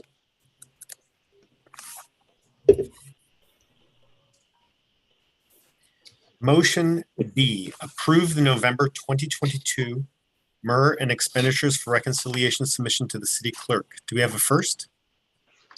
I will first. Who's that? That's Lewis. Okay, Lewis. I'll be the second, Robin. Robin, okay. Okay, fantastic. So we had finished October with $29,018, and we had $130 in operating expenses, which include Google for $101 and then MailChimp for $28.99. We had ended November with $28,888, and we have a note on there that's just a reminder. I should read up to, but up to $5,000 was approved and encumbered for light pole banners. Do you have any questions or comments about November? I don't see any. I see Jonathan. Yes, Jonathan. Thank you, Arthur. Just to mention that the spreadsheet didn't get posted this month for neither month. No spreadsheets. Okay. Thanks. I know you like that. I can send that to you if you'd No, like. no, it's all right. I'll just listen and pay attention, but I do go over them. Yeah, thanks. Okay, got it. Will do. Oh, wait, are you sure they weren't posted? Because those documents were uploaded. And The spreadsheets, the little, everything was uploaded. Now, for all of you who get the newsletter, I hope all of you do. Our social media person very nicely at the top of the newsletter wrote how to look up all of these documents each month. So there's a step-by-step on how to do it. I know our website is a little convoluted sometimes, and we probably need to upgrade, but our social media gal put that instructions on how to get all the documents and agendas. So please note that, because they are there. Okay. Just so you know, in this case, they weren't. They're not in the letter that Louis sent out, and they're not on the website under meetings and agenda and documents. Okay, well, enough. The letter by Louis is a courtesy to the board members. And again, he is new, and there are a lot of T's to cross and I's to dot, and he's still learning. So, but all of those documents are on the website. Okay, we're gonna move on. I don't have, neither one of us we don't have time to go to the website and check that right now. But Arthur, let's bring it. If there are no comments or questions, let's go to a roll call. All right. To approve. Read the, oh, yeah. Yeah, I can't see if anyone has their hands up, but the motion is to approve the November 2022 MER and expenditures for reconciliation submission to the city clerk. First and second is on the record. Robin Allen. Yes. Okay, Arthur. Yes. Louis, yes. Shannon. Yes. Ren. Yeah. Fred. Yes. Matt. Yes. Lee. Affirmative. Thank you. Suzanne. Yes, I hope you can hear me. I'm going in and out, bad connection. I can. Jonathan. Yes. Tess. Yes. Yes. Kevin. Yes. And Sean. Yes. And Jake, you cannot vote on financial, correct? Yeah, that's correct. Okay. Okay, motion passes. And Colby's yes. Colby. You're Colby's yes. Perfect. All right. So 14 and motion passes. And just for what it's worth, the spreadsheet is not in the meeting documents. I just double checked. All right, move on to motion C, please. Arthur? Motion C, approve the December 2022 MER and expenditures for reconciliation submission to the city clerk. Do we have a first? Ram? Okay, Ram. A second? Shannon. Perfect. Okay.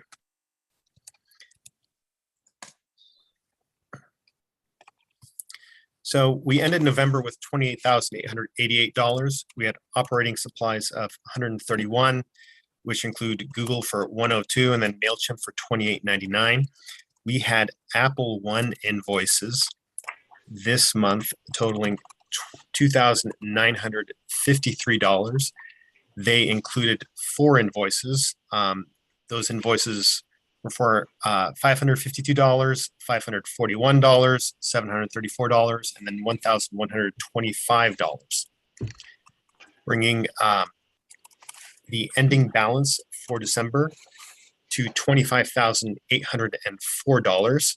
In prior months, you'll notice that we hadn't had Apple One invoices, and so all these invoices caught us up, through December. Do we have any questions or comments? I don't see any hands raised yet. Nope, no hands raised. Okay, so we have a motion. We'll go ahead and take this to a vote. Robin, Yes. Arthur, Yes. Lewis, yes. Shannon, Yes. yes. Ren, Yes. Fred, Yes. Matt, Yep. Lee, That's affirmative. wonderful. Susanna, Yes. Jonathan, Yes. Tess, Yes. Kevin, Yes. and Sean, Yes. and Cole. Yes. Perfect. All right, 14, motion passes. Oh. Thank you, Lewis, and thank you, Arthur. Thank you so much. It's a tough job. Moving on to planning and land use. Ren and Fred, please. Okay, I'm going to go through this real quickly, and hopefully Fred can jump in, and anyone else raise your hand, and we'll keep going. To begin with, City Planning Department Community Plan, we're trying to get a formal set of presentations by the Planning Department.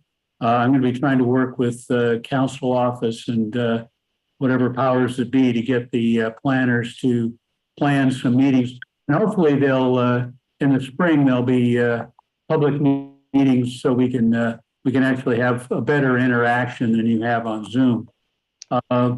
State legislative agenda is in the works. We don't have anything yet. This looks, well, the legislature takes a while to get things formalized and proposals together. So we're just kind of sitting on the sidelines, waiting for issues to show up. We're sure they will. The Toluca Lake clock, Ryan already talked about that. Proposed West Toluca Lake monument and signage. Jonathan, you want to talk about that at this point? They have it scheduled in the agenda down at the end, so perhaps we should wait till follow that. I'm okay waiting. Okay. Thanks. The post office update, it looks like we're going to get our post office back. There are no details on when or exactly where, but it looks like we have a commitment to keep our post office, which is really good news. Yay. The proposed parking district, 500 block of op and so forth. We're working on that, and Fred primarily. Fred, you want to talk about that one? I have nothing further to add. I think you covered it all. And thank you. We'll let you have it. Thanks, Ren. Okay. Then the other thing we had on our agenda, which we talked about a bit, was the kiosk, the IKE program, which is really under governmental affairs. So I'll defer to Tess and her committee on that issue. I think that covers it. Any other planning issues that we need to talk about at the moment? Lee has his hand up. Yes, Hi, good Lee. evening. Can you be more specific? Is it 5200 block on Auckland? No, it's the 5,000 block. Okay, thank you. Appreciate it. Okay, that's our report. Okay, well, thank you, Fred and Ren. I appreciate that. We'll move on to public safety with Shannon. Okay, so I must just remind people to use the My 311 app. Because if there is anything that's going on and they want to report it to us, we usually need a report number so we can refer it to whether it's, Tiffany, I guess now Shannon's office. So anyways, make sure everybody uses that. It helps us a lot. Regarding streetlights. So all the streetlights are working from Camarillo on Riverside Drive, from Camarillo all the way to Clybourne, except from let me see, from like San Cola, like Foreman actually on one side and San Cola on the other side to Cahuenga, those are not working. And so as a consequence, I think, is we had our meeting hit again last night. So it hit our, we have a banner the chamber put up for the 100-year anniversary. That was hit. It's broken on one side. We kind of jerry-rigged it together. We are still working on that. I know Tess is too. But Tess, thank you for everything you've done. They're taking all the street lights out of the old street lights out. So you see them laying on the side of the street at places. It's amazing what's being done there. But unfortunately, we still have that small stretch that's not being done. And we're working on it. I'll contact Shannon since Tiffany's leaving. And but we did have, and I don't think it was reported in November, on the ledge side of the median was hit. 4 trees were taken out and all the shrubbery, and then 2 cars were hit too. And the man who hit them was drunk. He was arrested, and I believe it was street racing. And the one that happened back in 2021, where our big monument sign was hit, that was street racing too. And I just found out also that there's videotapes of both. So it's just, when we talk about medians like this, it's hard for us because the cost of a median sign cost, I believe the community came together, was somewhere between $25,000, $30,000 to do the sign. So we don't know what we're going to do there, but that's the consequence of what we're seeing, still having the lighting at that area. But anyways, that's my Tess. Do you want to add anything about the street lighting by you guys? Well, I'm in touch with Bureau of Street Lighting. We've gotten everything on Riverside Drive. I submitted some changes to signage that I got from Lewis yesterday and communicated with the division director today. Regarding the lights that you just mentioned, St. Cola Foreman on Riverside to Cahuenga, has a 311 request been put in for that, Shannon? Originally there was, but I haven't done a new one. Can you put one in and just forward it to me, because that helps me to, I'll add it to the list and make that a priority. I'm eating my own words on that one, aren't I? Yes, I will do a new request. just 311. Great. Okay. Okay. Would there be a way to put a bollard or something like that in front of, like 4 bollards around any kind of sign that would be put up in the median? I don't know, because there's safety issues. Because if someone hits that, right, and that would cause. So, and just a side note, because it is a chamber median, we are going to have a meeting with the chamber next week to see some of our options there too. Because when I say it's a chamber median, we kind of take care of it. We pay the utilities on that. So I'll see what we can do on our end too. And there's also, maybe I need to talk to, I'm not sure if it's beautification partners, but because the planting was done through beautification partners, but I believe all of us are stakeholders in that median as far as money that was used to plant it. I could be wrong. It was like 5 or 6 years ago. It was before me. But I'm trying to find out also through Officer Delbar has given me contact to find out if we can get insurance money for that too. So that one's a little tricky because I'm not sure. Could you go after the, if there's a police report, if they arrested the individual who hit the sign, or from the accident in 2021, the street racing, I don't know if there was a police report filed, but could that's a whole other story. The person who actually ran over the sign. Yeah, that one, we got the insurance money, but that was a chamber project. So that's something for us to replace as a sign. But all of the planting, and maybe somebody can, not today, but can get back to me, because I really don't know who would be the beneficiary of an insurance claim. If it's beautification, or if it's, because I think it was everybody's money through the beautification partners, I believe. Right, that makes sense. Confusing. Yeah. Okay. Well, thank you, Shannon. I'll do some more investigation, but it's going to be a little process. I understand. I totally do. Okay. Okay. That's okay. And then Robin, oh, any questions on streetlights? Okay, I Robin, don't see hands raised. Okay. speak about homeless. Yeah, the only issues we've had, well, we've had some issues. The first week of January, there have been multiple homeless that have walked into the community. There was a couple of incidences, one in particular where I was contacted, the Neighborhood Watch, that there was a homeless man walking down Whipple, but then turned on to Valley Spring Lane. Myself and two other homeowners went down to try to find him. He was searching through the lakeside, not lakeside, yeah, the lakeside, the golf course gate. Looked like he was hunting for something. Then he walked across the street in front of a homeowner's house, dropped himself down and started shooting up, injecting. He was very wasted and didn't even realize that the 3 cars that were there to try to witness what was going on were even there.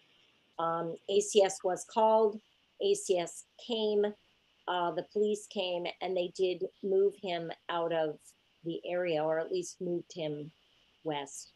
But the issues are becoming more and more regular. And I know that the Neighborhood Watch is going to hold a meeting to discuss options of how we can protect ourselves from that necklace incident and the homeless situation. That crime is a bit on the rise, and we just need to communicate and be able to help ourselves, because we're the first line of defense. So that's it. Okay. Any questions for Shannon and Robin? I don't see hands raised, so thank you. That's us. Oh, Tess. Wait, would you say Tess? No, I said, no, that's us. That's our. Oh, I'm so used to, okay, that's it. Okay, thanks, Shannon. Thank Good you. report. We'll move on to outreach and elections with Matt, and if Catherine's here, I don't see Catherine, but just Matt, I guess. Nope, just me. First, Louis, I want to thank you so much for all the emails. I'm a terrible chair of any committee. Nobody should have me chair. And I realize some people on this council are giving you a hard time. And I want to thank you for being so awesome. Also, nobody wanted to be secretary. So thank you so much for everything that you're doing for us. I apologize. Thank you. The council is not being very nice to you. Okay, so 2 things that I wanted to do. First, I wanted to thank Lee and I wanted to thank Jake for joining me at the Turkey Trot, and then Louis for you for joining me at the open house. And I think, Louis, we got like 2 pages, right, of people who signed up. So tons, yeah, a lot of people did. It was great.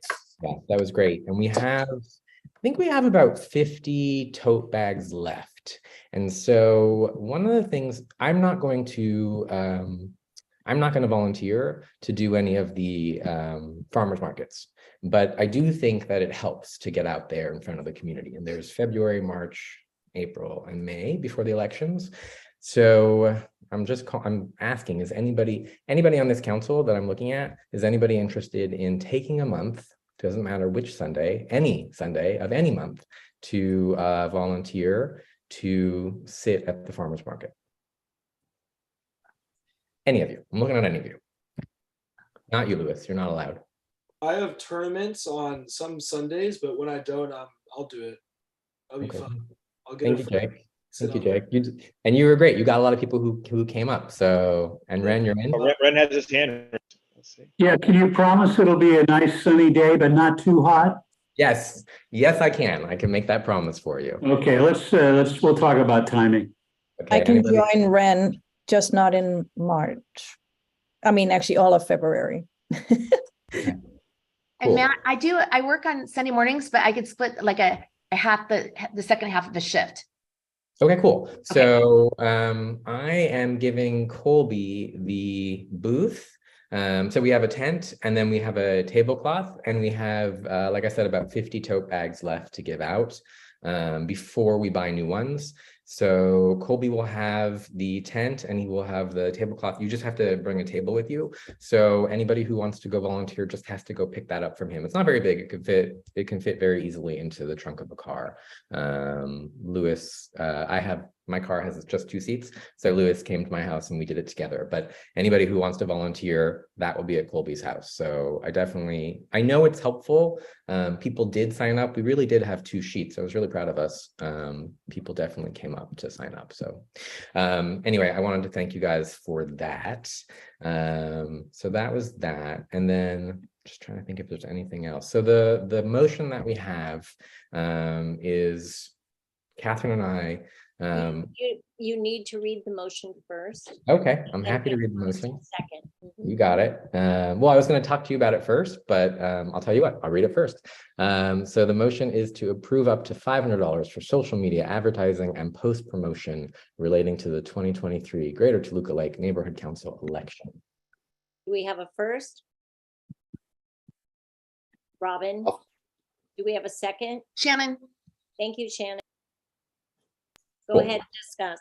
Okay, so I'm talking tomorrow to Lisa, just to let her know if this passes, and to start the conversation. What this is basically for boosts and for ads to get folks to either sign up for more information to the newsletter, also to maybe run and to vote. I want to be really clear about 2 things. On the election, on the committee, you've got me who's chairing it. I am not running for re-election. And then you've got 2 other folks who are not on the council who I doubt very highly are running. So it would be lovely to get the word out there for the more people who can join the council, who, potentially will join this election committee as well. But so the motion for tonight is for that $500 so that we can work with Lisa to get the word out there. We especially need a treasurer, because Arthur is terming out. Any questions or discussion on this matter? I don't see hands raised. Robin, you see any? Is the for social media and advertising, is this postcards? Is this, what did you have in mind? What's the 500 up to 500 going to pay for? It's all online. So it's boosts. All online. Yeah, it's all only online stuff. We still don't forget, we still have, because of the tote bags, we still have money aside to make more. I just didn't want to make any more until we used all the ones that we have. So that I think is helpful. And it really, like with the open house, people really took them. Not so much for the turkey chop, but people did take them for the open house. So I'm assuming that, when folks volunteer at the farmer's market, people will use them as well. But this $500 is solely for social media boosts and ads.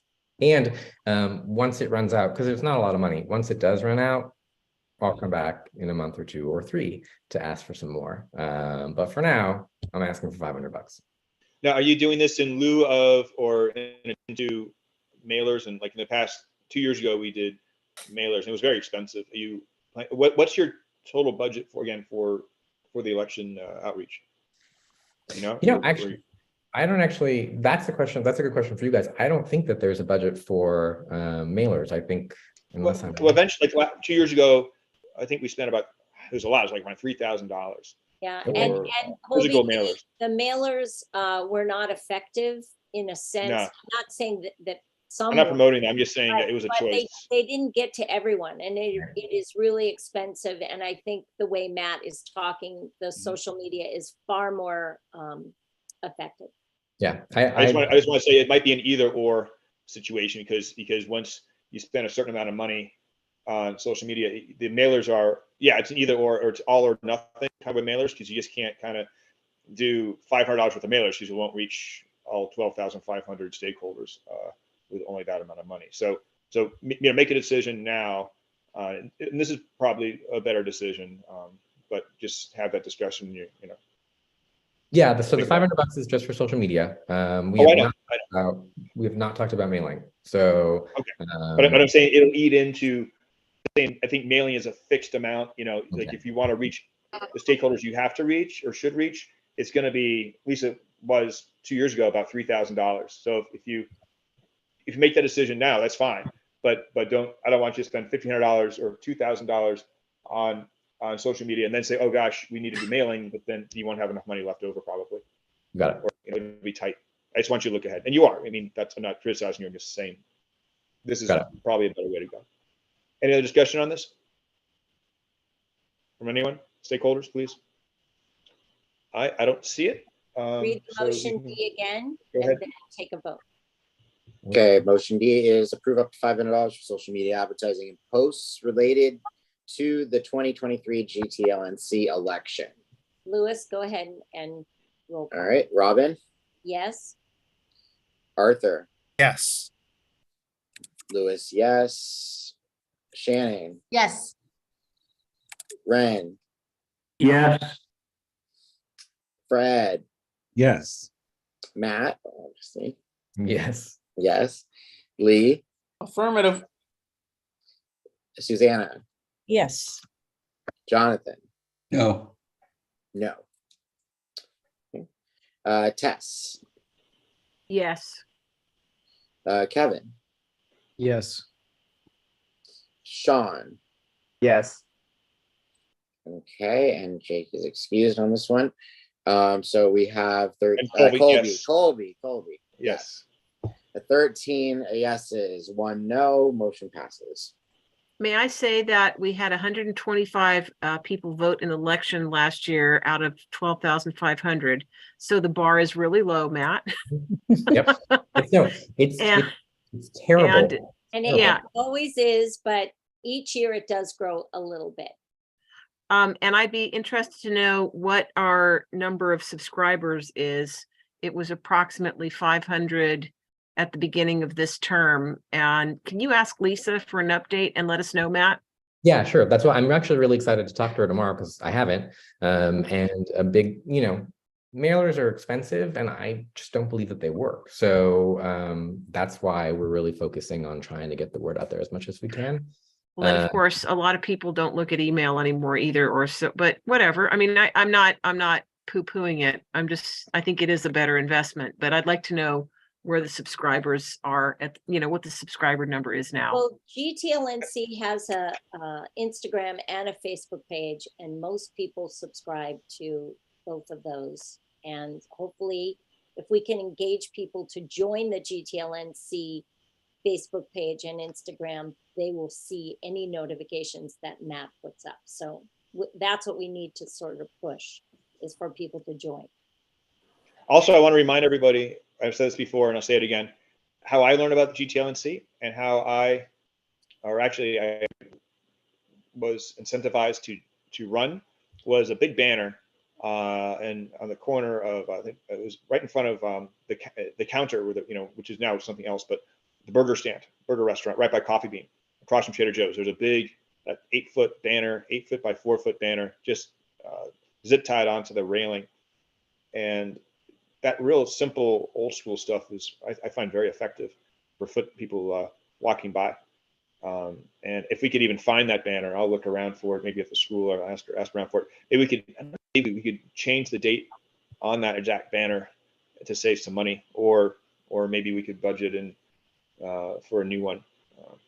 Okay. I Well, think thank you so should. much. I think you should wear a sandwich board around the village, Colby. I think what we could do is we could do that, or we could say whoever has the least attendance in the meetings gets to walk around at our meeting, right? In a sandwich board. Sandwich board, yeah, or a hoagie board, right? Or a grinder board if you're from the East Coast. So just really quickly. So if you would do me a favor, if you did say you wanted to volunteer, do me a favor and just email me and Colby, just so that I can make sure I get you connected to Stacy, so that we can get you all signed up and make sure that it's on the calendar. And just as a reminder, as I said, there'll be nobody left on the election committee starting in July. Nobody. So it'd be great if 1 or 2 people want to come volunteer. Also, so I also want to think, we're brainstorming, think out loud a little bit. We're holding the election at the school, at the Toluca Lake Elementary School this year. And just, I want to make sure that, let me see, that a meeting, if we are having in-person meetings at that time, we won't be able to do both things at the same day, because the election will probably be on Tuesday and our general board meetings are on Tuesday. But I just want to, we're not there yet, but I just want to put in our heads that we can't have them be on the same time. Although I don't think there would be one that time anyway. Anyway, okay. Thank you, Matt. Okay, next up is Tess and Governmental Affairs. Thank you. Let's see. All right. So I have two motions to bring to your attention. I would like to vote and discuss, or discuss and vote. I'll read the first one.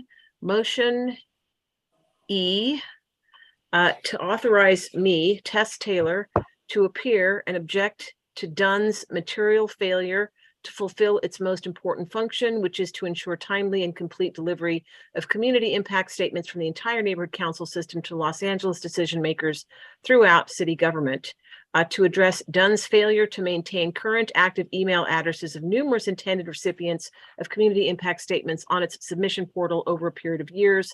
Appearance would be made during a public meeting of the Los Angeles City Council and the Board of Commissioners. May I have a first?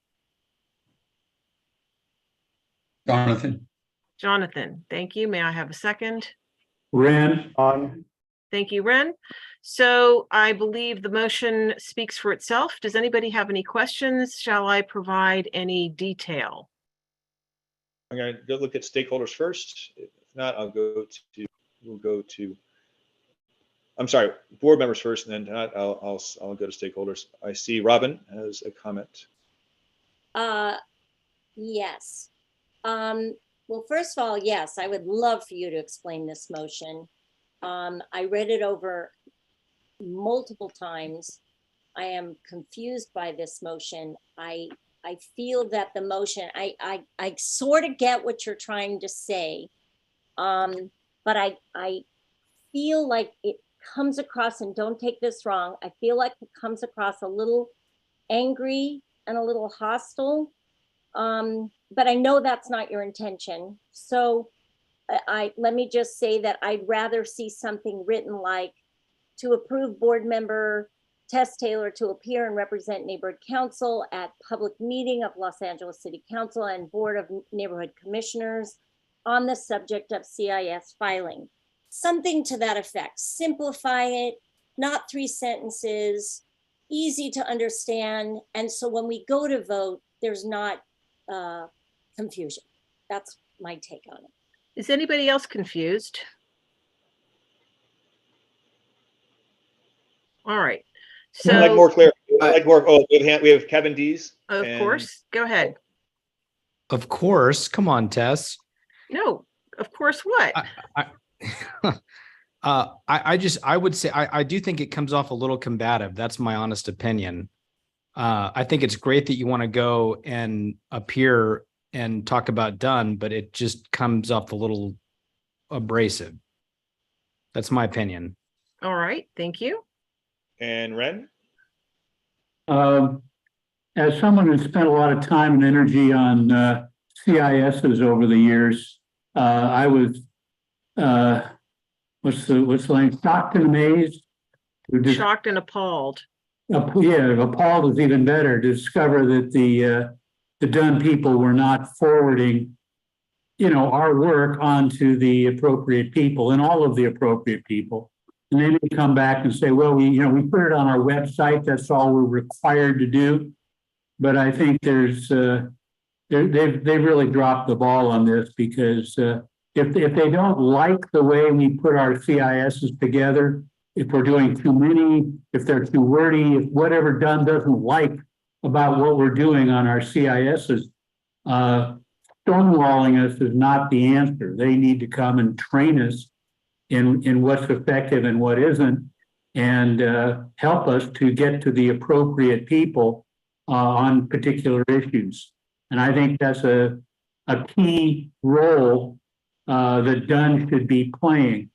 And in fact, I've been disappointed in Dunn for a long time. And I was there at the creation. I remember, I won't go into all the history, but initially, the Dunn was supposed to be there to help us communicate with the city and to get our issues in front of the proper people. And they spend most of their time now, I feel, regulating us and, just handling the paperwork and, handling our money and all that kind of thing. they don't spend as much time as I think they need to, helping us, training us, and working with us on key issues that are important to the neighborhood. So, yeah, we should probably, back off on the language in order to get it listened to. But at some point, we need to let them know that, this is beyond the pale. It's I won't go. It really, when I discovered that this was going, this hadn't been going on, they hadn't been forwarding this to everybody we were expecting them to go to. I was upset. Well, I will clarify one thing, and I thank you, Ren, because I couldn't agree more. But it's not that all CISs were not reaching their intended recipients. A large number of them were not reaching intended recipients. At least 15 or 16 commissions and boards were not receiving CISs for years. And I can give more detail, after I've heard comments. Kevin, go ahead. I think Ren just nailed it. Like, I support what you're doing. I just think that it needs to come off less aggressive. So you're heard. I thank you, Kevin. Frankly, I don't think it's harsh enough, but I hear you, and I'll give you some more background when people have had their questions. Go ahead, Louis.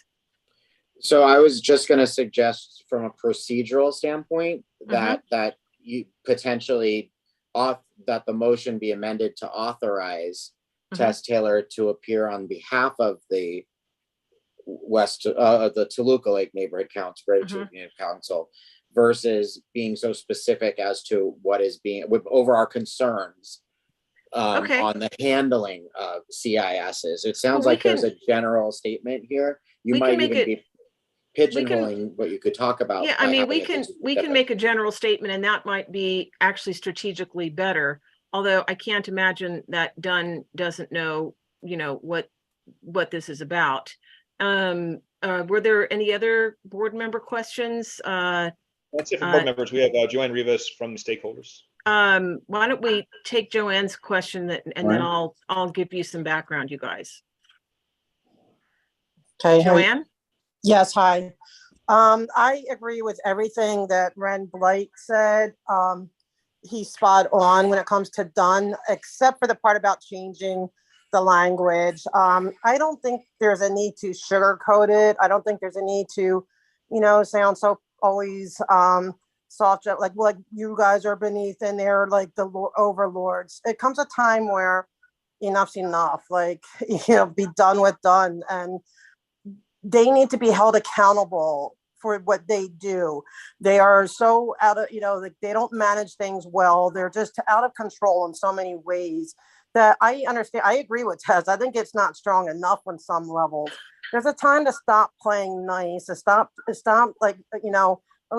sweet and sugarcoating everything when, it's wrong.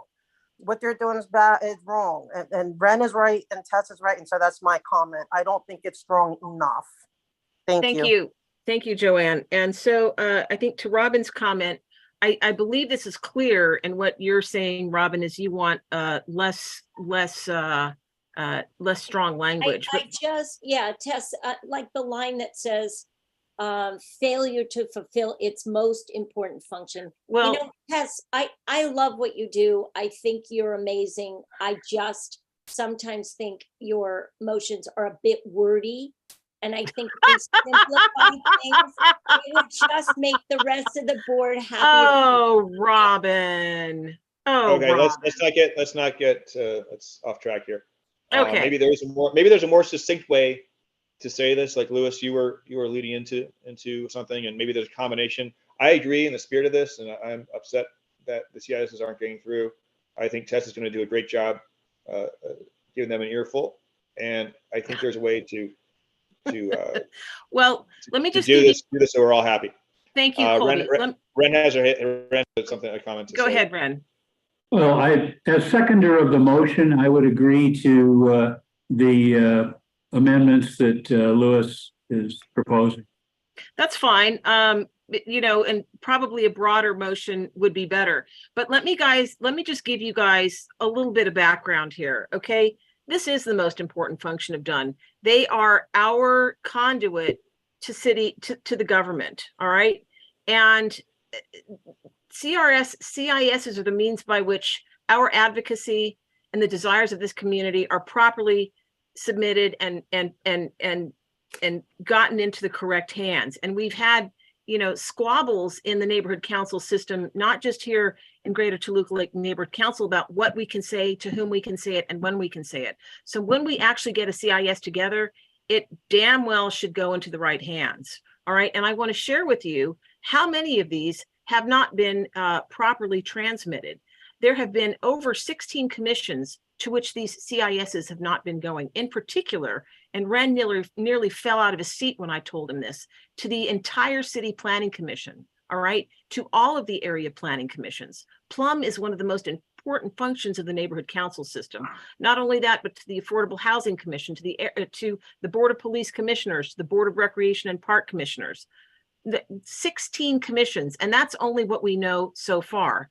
Well over 400 CISs have not reached their intended destination since 2019, but it goes back even further than that. And this has been painstaking to put this together. So I'm really, really angry about this. And the only thing that's been done, and I credit her for doing this, is Councilmember Rahman has put forward a motion asking for an explanation, but all she has done is asked DUN to report back on itself. And I don't have high hopes for that in particular. And it's been made into, anyway, I won't continue with that. There's more detail if folks want to hear it. But this really angers me because it's the number one function of the neighborhood council system, is to transmit the interests of our communities to the proper officials in city government. And a great deal of it has not been done.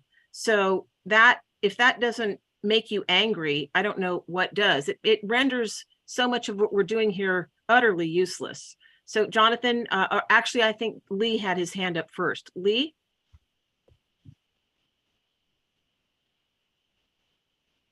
You read me?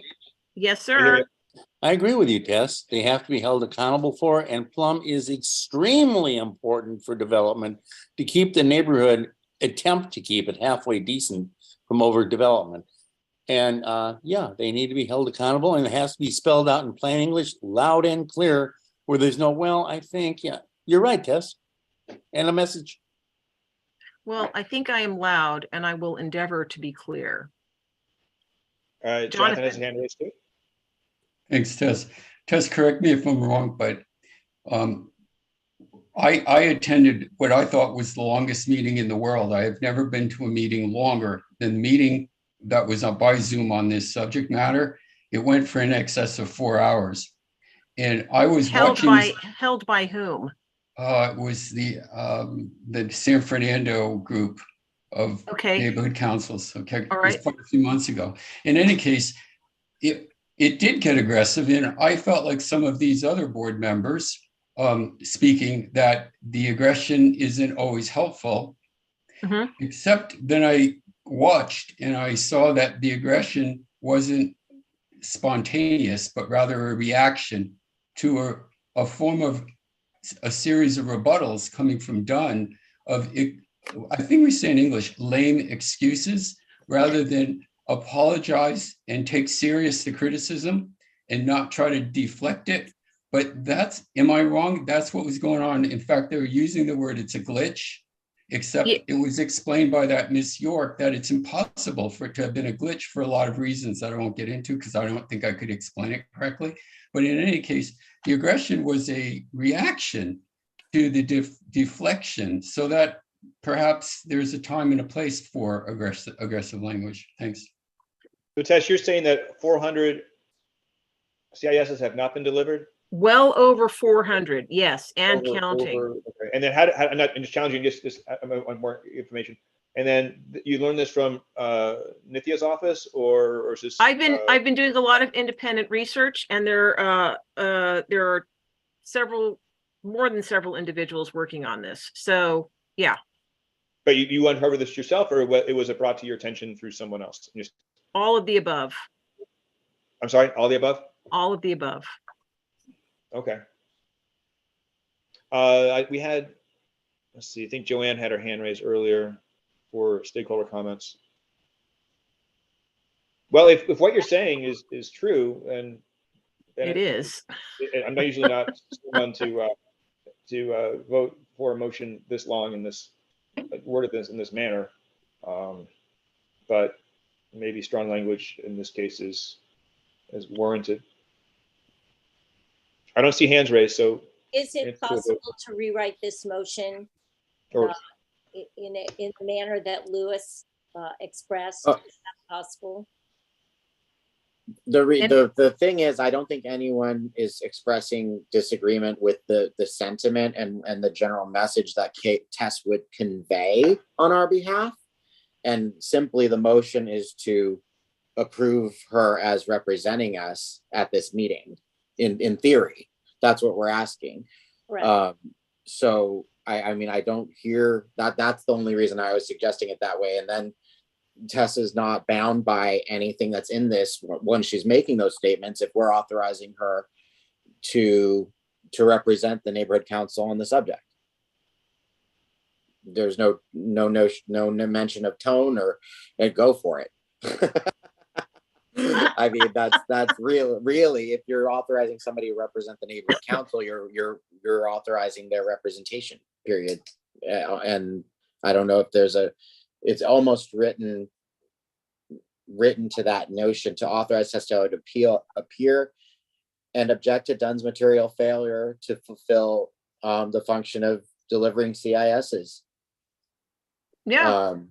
And there's probably a way to rewrite that to represent that, but that's essentially what we're doing here. So Robin, you had something you said earlier. Can you read that again? I just was trying to simplify it because, sometimes these motions become so wordy. 3 sentences, Robin? Yes, 3 sentences. Most motions are 1 sentence. Yes. Most motions. If you look at most of our motions, they're 1 sentence. And the explanation is fine. I appreciate that.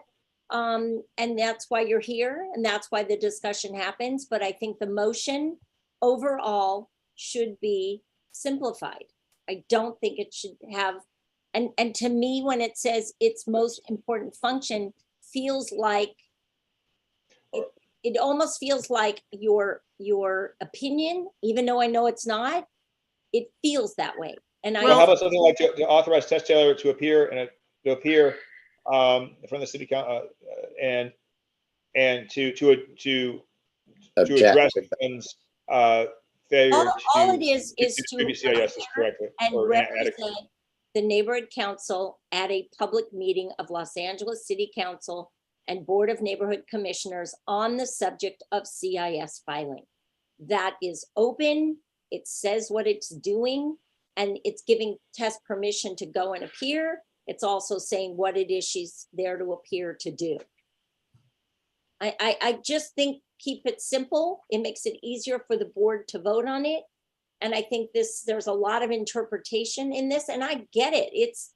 I'm frustrated with it too. I agree with what Ren said. I agree what the board is thinking. I just feel that the motion is a little wordy. That's just me. Okay, we have Sean and then Shannon, and then we're going to make a move on this.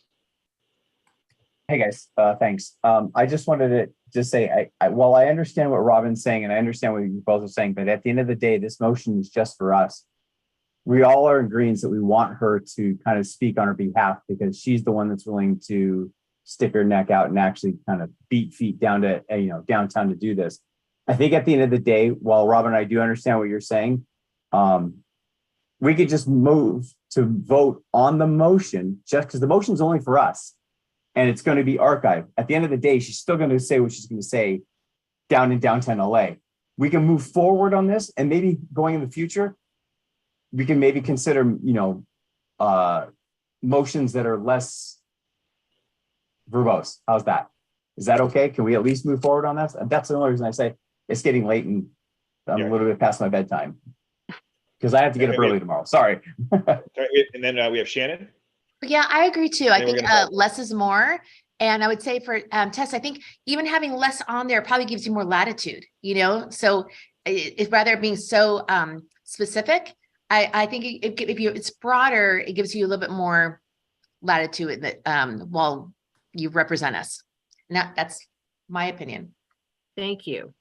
All right, let me make do we have a chat function here, Colby? I think it's disabled. We're not allowed to have chat function enabled on these meetings. Okay.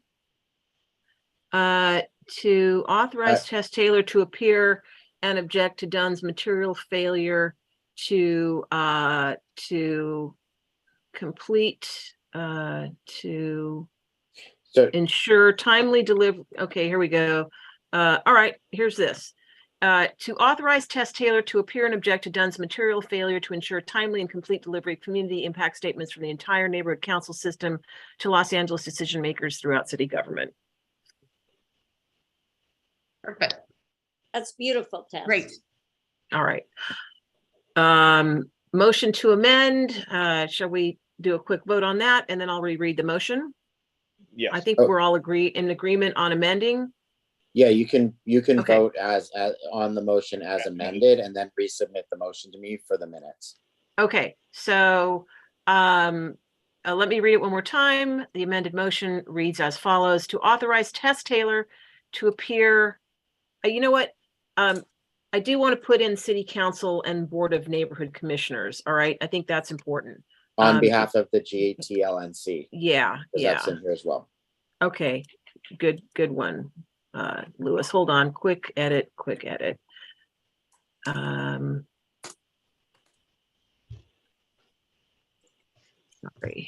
layout. Okay, to authorize Tess Taylor to appear on behalf of GTLNC and object to Dunn's material failure to ensure timely and complete delivery of community impact statements from the entire neighborhood council system to Los Angeles decision makers throughout city government. Appearance would be made during a public meeting of the Los Angeles City Council and the Board of Neighborhood Commissioners. So we take it to a vote. Sure. All right, Robin, we'll vote as amended. Yes. Mm-hmm. Okay, Arthur? Yes. Lewis, yes. Shannon? Yes. Okay. Ren? Yes. Fred? Yes. Matt? Yes. And by the way, honestly, Tess, thank you for caring so much about all this stuff. Truly. Matt? Yes. Lee? Yes. It was fine the way it was. Perfect. Suzanne? Yes. Jonathan? Yes. Tess, obviously, yes. Yes. Okay, Kevin? Yes. Okay. Sean? Yes. And Jake? Yes. Okay, motion passes 15-0. And Colby's And yes. Colby is a yes. Let me check I'm gonna on Kevin. start Do you doing you at the Kevin? beginning. That's Kevin, do you hear? I want to see if Kevin's here. Yes, I'm here. Okay, you yes or no on that Yes. motion? yes. All right, thank you, everybody. I appreciate that. I will try to make you proud. Anyway, so unanimous, very good. So let me just guess that this next motion is too long, and I will offer to Read the remove. motion. Yes. I will read it, Robin. Fear not. I will offer before reading it to remove 9 points, unless you insist that I read it all, Robin. No, Okay. Tess, the whole thing is that's why Robin, I'm joking with you. Oh, Okay, okay. so motion F, discussion and possible vote. Here we are. The Board of the Greater Toluca Lake Neighborhood Council opposes Council File 221154, the Interactive Kiosk Program, also known as IKE, and period. and all of the reasons are listed there in your agenda. You can read them for yourself. I don't think we need to elaborate unless. And yes, ask for a first and a second, please. May I have a first? John. Sean, thank John. you. Okay. Second. Ran or Jonathan, sure. Thank you. So now, you know, with respect to the comments about length, which I hear, and I do believe that brevity is one of the most important components of communication. I feel that giving the city a reason why we dislike it is probably useful, so that they understand why. To just say we don't want it is only useful up to a point. I will say that there are at least, I believe, 20, or there's a whole bunch of community impact statements on this council file already. I didn't see a single one in favor of it. And I stopped looking after 20 submissions of comments from the public, communications from the public, all also in strong, not just opposition, but strong opposition to this. So unless anybody has any questions. I do. We have Joe, the board. I don't see hands raised, but Joanne Rivas. Okay, his hand raised. So just really quick, next time you want to put this kind of information, it might be nice to attach a document that everyone can read that would go along with this motion. That's what we've done in the past. That way it's not listed on the agenda. It's just a suggestion.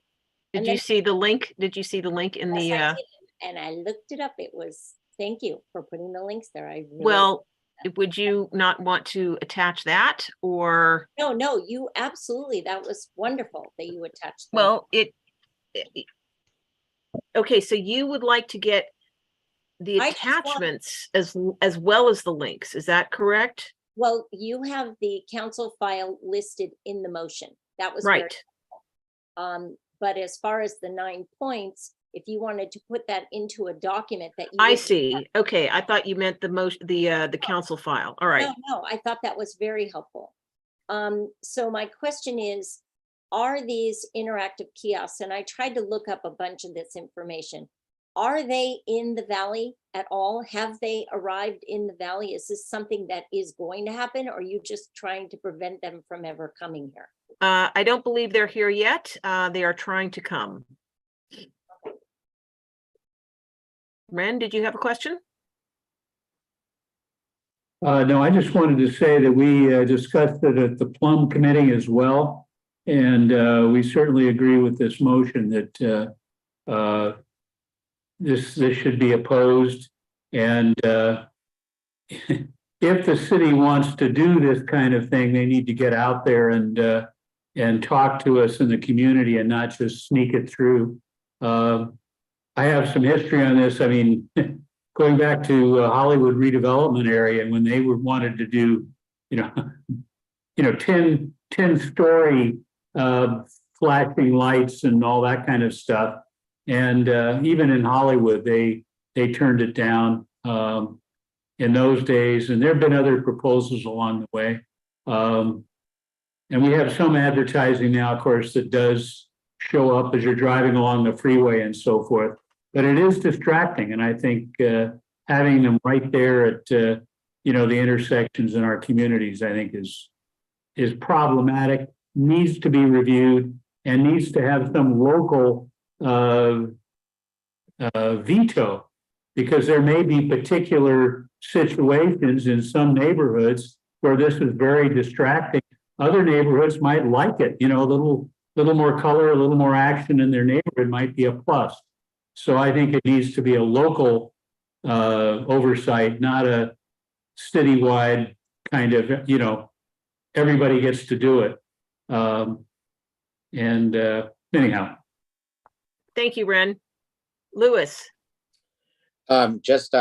To Robin's question earlier, we did vote on this in another neighborhood council. The comments did come up that, well, the decision should be made that these would be for convenience of the bus riders, because in a lot of cases, these are going to be replacing bus shelters. there's a major concern that ad revenue is what's going to end up driving the decision to the locations. And in a neighborhood such as the West Side or ours or along Ventura Boulevard, you'll see a quite a proliferation of these kiosks based on the way that the current proposal is written. So everything that you had here is very consistent with what I'm hearing from other neighborhood councils. And it is a problem. Thank you, Louis. Stakeholders, Joanne?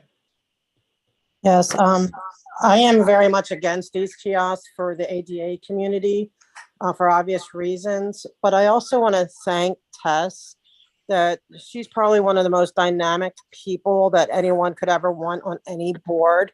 I've learned so much about what is going wrong in this community from her. And not only does she just point it out, but she's willing to fight the battles on behalf of everyone. And I think it's really sad that there's somebody on this board who it just seems like nitpicks and complains and criticizes for nonsense, when really we should be thanking Tess that she's here showing us all this stuff and be willing to do something about it. So I find it really disappointing to see what I've seen tonight.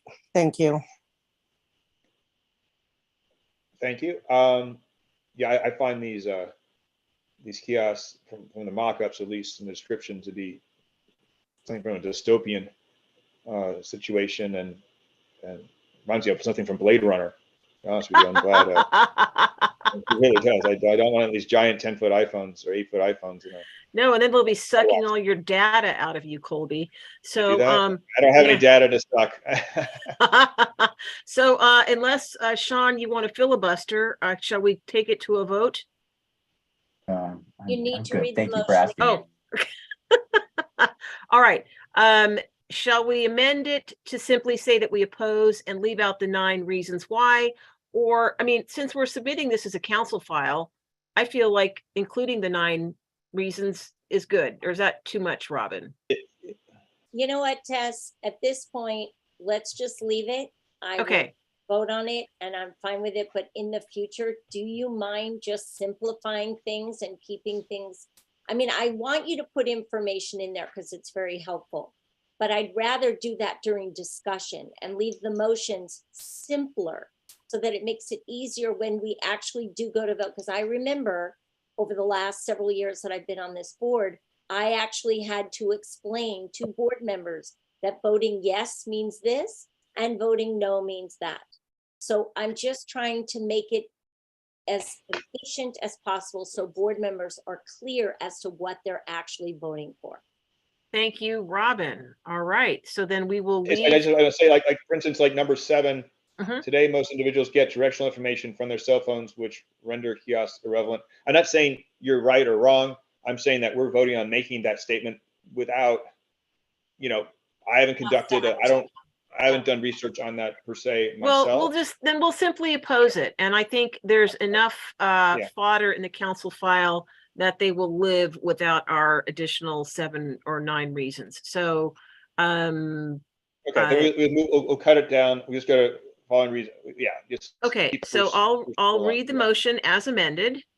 The board of the Greater Toluca Lake Neighborhood Council opposes Council File 221154, the interactive kiosk program, period. Take it away, Louis. Okay, so to vote on this as amended, Robin Allen. Yes. Okay, Arthur. Yes. Louis, yes. Shannon. Yes. Ren. Yes. Fred. Yes. Matt. No. Lee. That's affirmative. Okay, Susanna. Yes. Okay, Jonathan. Yes. Tess. Yes. Kevin. Abstain. Okay. Sean. Yes. Okay. Jake. Yes. Okay, so we had Colby. We have Colby. got that. Is that a yes? That's yes, yes. Perfect. Okay, so we have 13 yeses, 1 abstain, and 1 no. And motion passes. Thank you very much. And that's it from me. Oh, I will say that we have Field Deputy Jason Maruka from Supervisor Catherine Barger's office, who will be a guest speaker at our next Government Affairs Committee meeting. And we're going to I'll circulate more information for those who may have an interest, Tuesday, February 7th. Thank you for your support of these motions, everybody. And thank you, Tess, for all the work that you do. Great job. Yeah, Thank you do a you. lot, Tess. Thank you. 10, board member, I'm sorry, I don't know if I said 10. Board member agenda submissions. This was submitted, this submission was sponsored by Jonathan Gregory and co-sponsored by Sean Bichardet. So take it away, Sean and Jonathan. Sean, shall I speak? Yes, Yeah, that's fine, Jonathan. Okay. Yeah, go right All ahead. right. Thank you all. Under parliamentary procedure, before you make a motion, you're always entitled or allowed or even encouraged to make a statement. So in my statement, I'm going to do some housekeeping. It's a talk about a presentation about community signs. I'm willing to take off, I'm hoping Erica's listening right now. This is kind of housekeeping, to take off my motion and delete all references below in order to make it possible for everyone in the board to take a look at this, demonstration or a show of different possibilities of neighborhood sign and their use, so that no one who is a board member on another organization has to excuse themselves. Would you like for me to do that so that no one has to leave? I think that would work.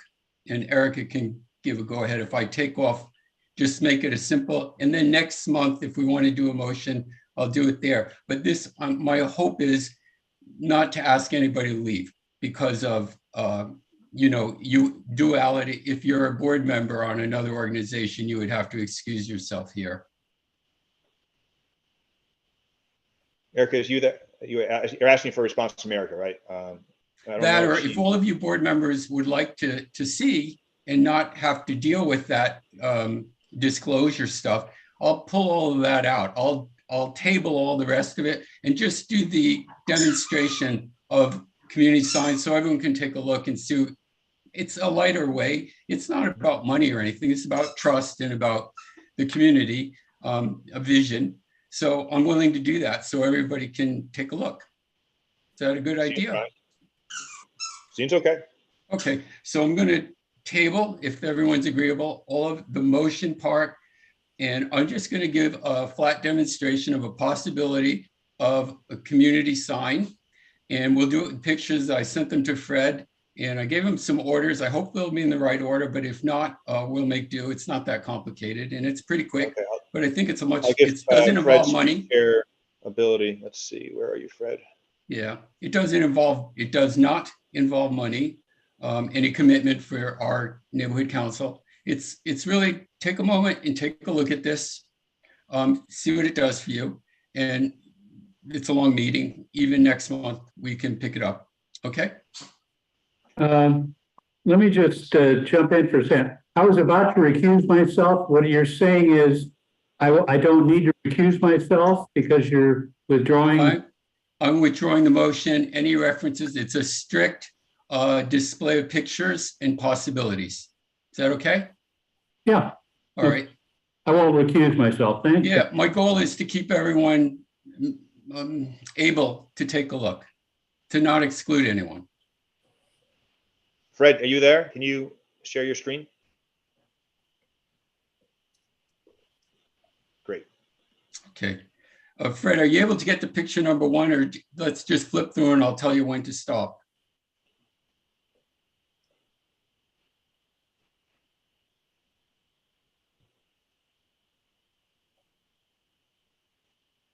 This is what I have. Yeah, just flip through them and I'll tell you. We want to get to the 2 pictures of the intersection first.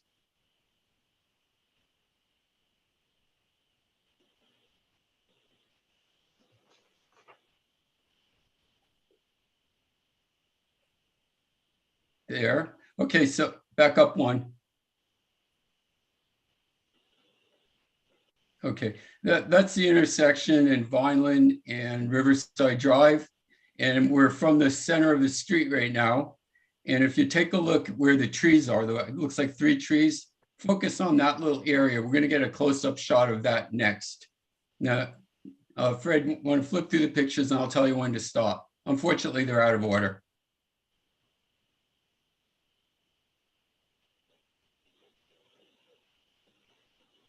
Stop. Okay, so now we're closer in at it.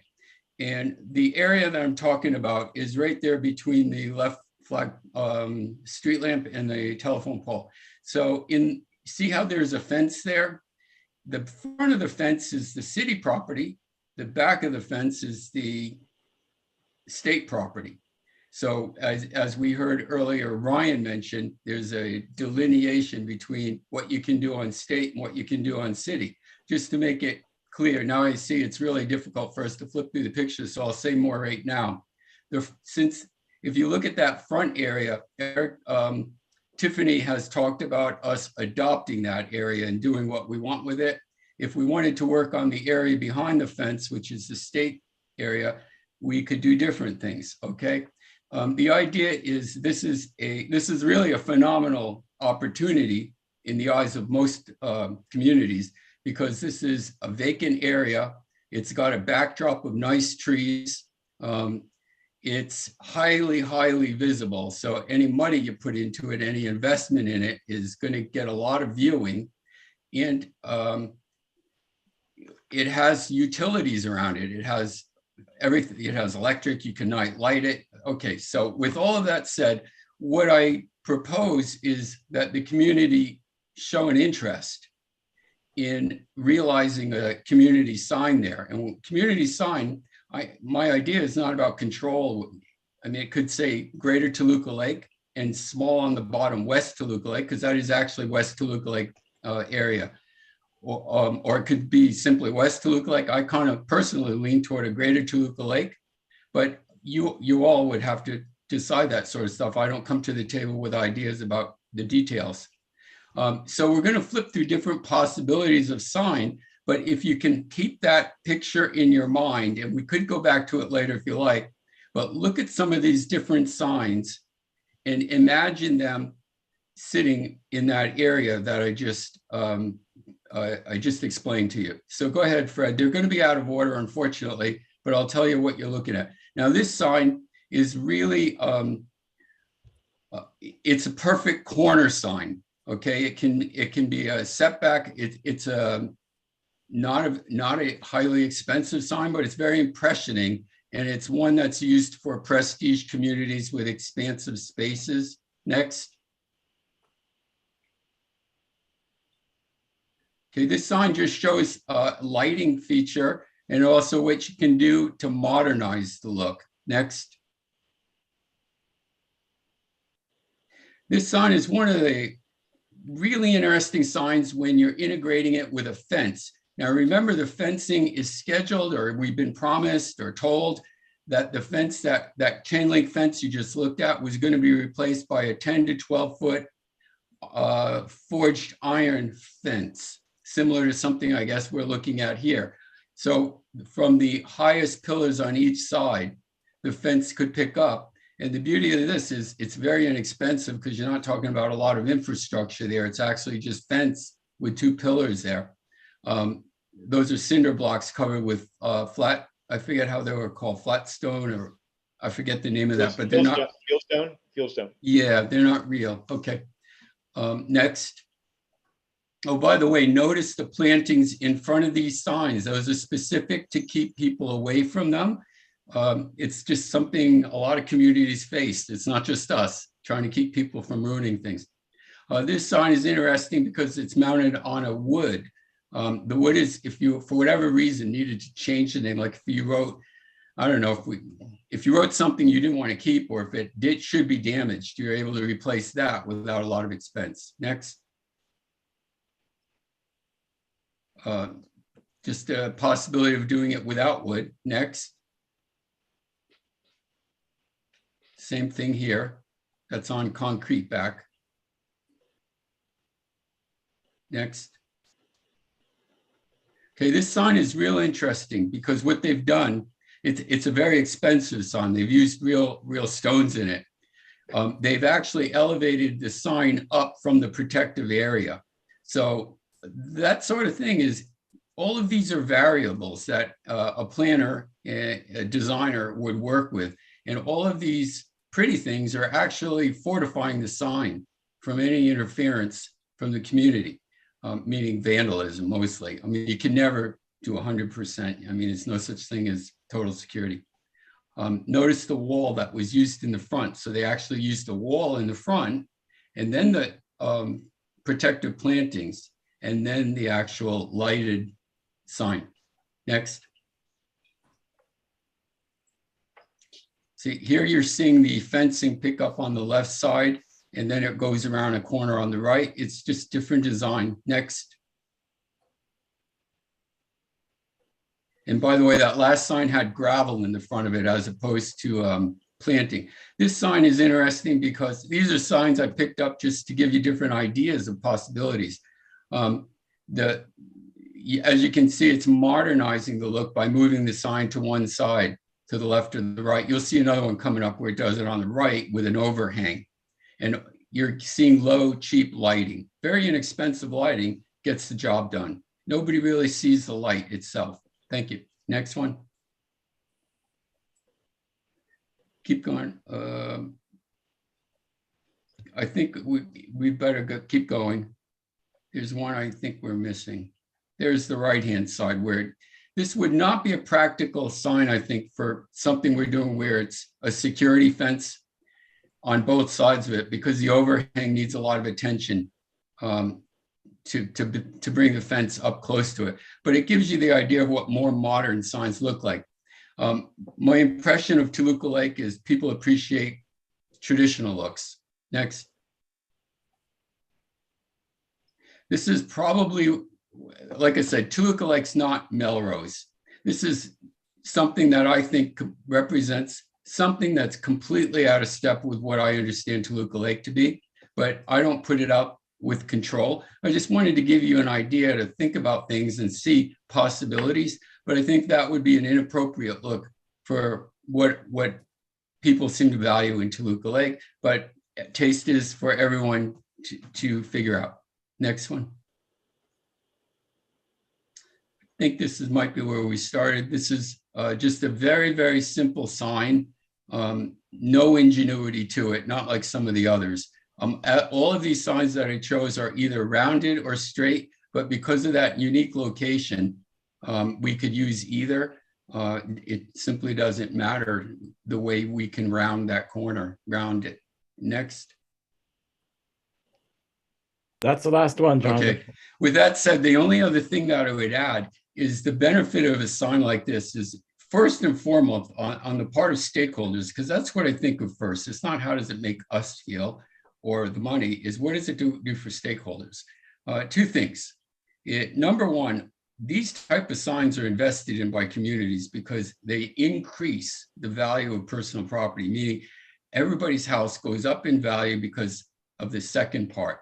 The community gets a brand. In other words, people really recognize that this is a community and we have a phenomenal place to pursue that most communities don't have. If you take that one place in this one location, if you remove this location from Greater Toluca Lake, well, I can't think of another place. In fact, in our discussion in the Plum Committee, we couldn't even figure out a lot of places where we did, but it was hard for the smaller signs. So we're thinking of, the more normal, the more regular signs you see throughout LA, 3 more of them. But this large sign is a very branding sign in a very prominent area of the community with lots of views, lots of access to eyes, where we could put something very permanent, very quality, and very representative of a community. So that's why I wanted everyone to just sort of take a look at this. It might be a nice way to end a meeting, that there's always potential for doing things that are exciting. And I think it is, and I wanted to bring it forward for you. As I said, I don't bring it with the idea of controlling all the details. So I can't answer for you what's the perfect sign and what will it cost and who will pay for it. There are a lot of possibilities. I've talked to a few different places. There is interest in various departments of the government because this is a highly visible project and politicians just love them. They love these kind of projects because it says you really got something done, because people see it and they appreciate it. It's a little different than fixing the roof because people see it as a increase of value when you add value to something. I'm happy to take anyone's questions first from the board and then from the stakeholder. Anybody? Tess, yes, go ahead, Tess. Yeah, thank you, Colby. And thank you, Jonathan. So I know Jonathan has been working on and talking about these signs for some time, and we took an earlier iteration to the West Toluca Lake Residents Association, and we voted on a kind of a hanging lamppost type sign. This would have been year and a half ago. But then it would be curious, and I know this is not necessarily the meeting to work it out, how those signs will interact, if at all, because we're talking about one at the entrance of West Toluca Lake, and then, you know, potentially several signs like this that tie the neighborhood council district together. But I think, you know, the most important thing Jonathan emphasized, which needs to be underscored, is that this raises property values. I know you have one of these things, these gigantic monuments outside your area, Colby, and, you know, it's classy. So it adds value. So yeah, I was actually just trying to find photos of I thought I had a photo of our what we have outside our street is pretty much exactly what I think, Jonathan, I think what you're looking for. And it's we put it up about 5 or 6 years ago, and it's very beautiful. It's you know, it's bronze, and has a bronze you know, it's very nice. Nobody's tried to move it. No, again, but it was more expensive than it looks. I remember, and that was several years ago. But they are beautiful. I think they are nice, and it does raise awareness. And it's sort of, when someone sees a sign like that, it defines a neighborhood, and it's sort of like when you walk into a restaurant or somewhere and everyone's dressed up, you know, a little nicer, you know, and their shirts tucked in and everything. It kind of, I don't know, it has a subliminal effect also on people's behavior, I think, in a positive way, or expectations. I think it shows pride also. Mm-hmm. Yeah, it does. It does. It's the opposite of the broken window syndrome. What's that people say? The broken window. If there's one broken window in a neighborhood, it leads to other broken windows. This is the opposite of that. Yeah, that's exactly right. I think Matt has his hand up. Yeah, I'm confused. Isn't there already a sign on Riverside for Toluca Lake? I mean, isn't that already there? There's already a sign, right? It says "Welcome to Toluca Lake." Am I? Well, I could speak for that because that was hit in 2021, so it was taken out, and right now we just have a banner that was hit last night, and so it's kind of barely, you know. So right now, and I don't know if the chamber is going to replace it, just for the fact that I don't know if we can get insured on it because we were insured on the last one, and because it's been hit so many times. But so yeah, so I don't know the future on that one. But that's where like when people are driving through the city, that's where people see Toluca Lake. Like that's where the sign should be. To me, it doesn't make any sense for it to be somewhere else. It should be as you're entering into the village. That's what people care about Toluca Lake. So if there's no sign there, I'd love to see another one go up there. Yeah, and we're working on that. Okay. So this is sort of like an anchor. It's more than a sign. It's more like an anchor, you know, for the community. I see it, but right, Tess? Yes, I think that's what Jonathan has in mind, and just signage, Matt, for the 4 distinct neighborhoods. I know that Toluca Lake is your fondest one, but you know, there's the other 3, and we're working together to try to, you know, to try to elevate everybody in the community, in the district. So, and I guess Jonathan's idea is to have similar signs. I'm guessing that's what you're after, right, Jonathan? The additional signs are part of the smaller communities, like we would call West Toluca, like the village and so forth. To Matt's question, these signs are not supposed to be like helicopter landing pads where they know where to go. They're not identifying where a boundary begins or ends. They're often erected in places where they fit. So not every community has such a place like that, but planned communities do. In this case, we happen to have one, and it happens to be in our area that nothing has been developed on that area for a lot of reasons. It's the confluence of different properties, different owners. So it's available there, and it's possible, and it's highly visible, and it's not like on the edge of our community, but that's why I don't say it should say Toluca Lake. I didn't say that. I said Greater Toluca Lake because it is Greater Toluca Lake. And on this, I would, in my head, but I'm not controlling it. I'm just saying it would sound reasonable to me that, and quite beautiful if it said Toluca, Greater Toluca Lake, and then down on the bottom, smaller letters, West Toluca Lake. It's possibilities. There's lots of different things that could be resolved in order to make it flatter both the local community, as meaning West Toluca Lake as well as Greater Toluca Lake. But the real impact, I think, is Greater Toluca Lake. It's just simple. The amount of traffic that goes through that intersection, because that is recognized as the, how do you call it? The transitory, the artery that goes between the metro and Los Angeles.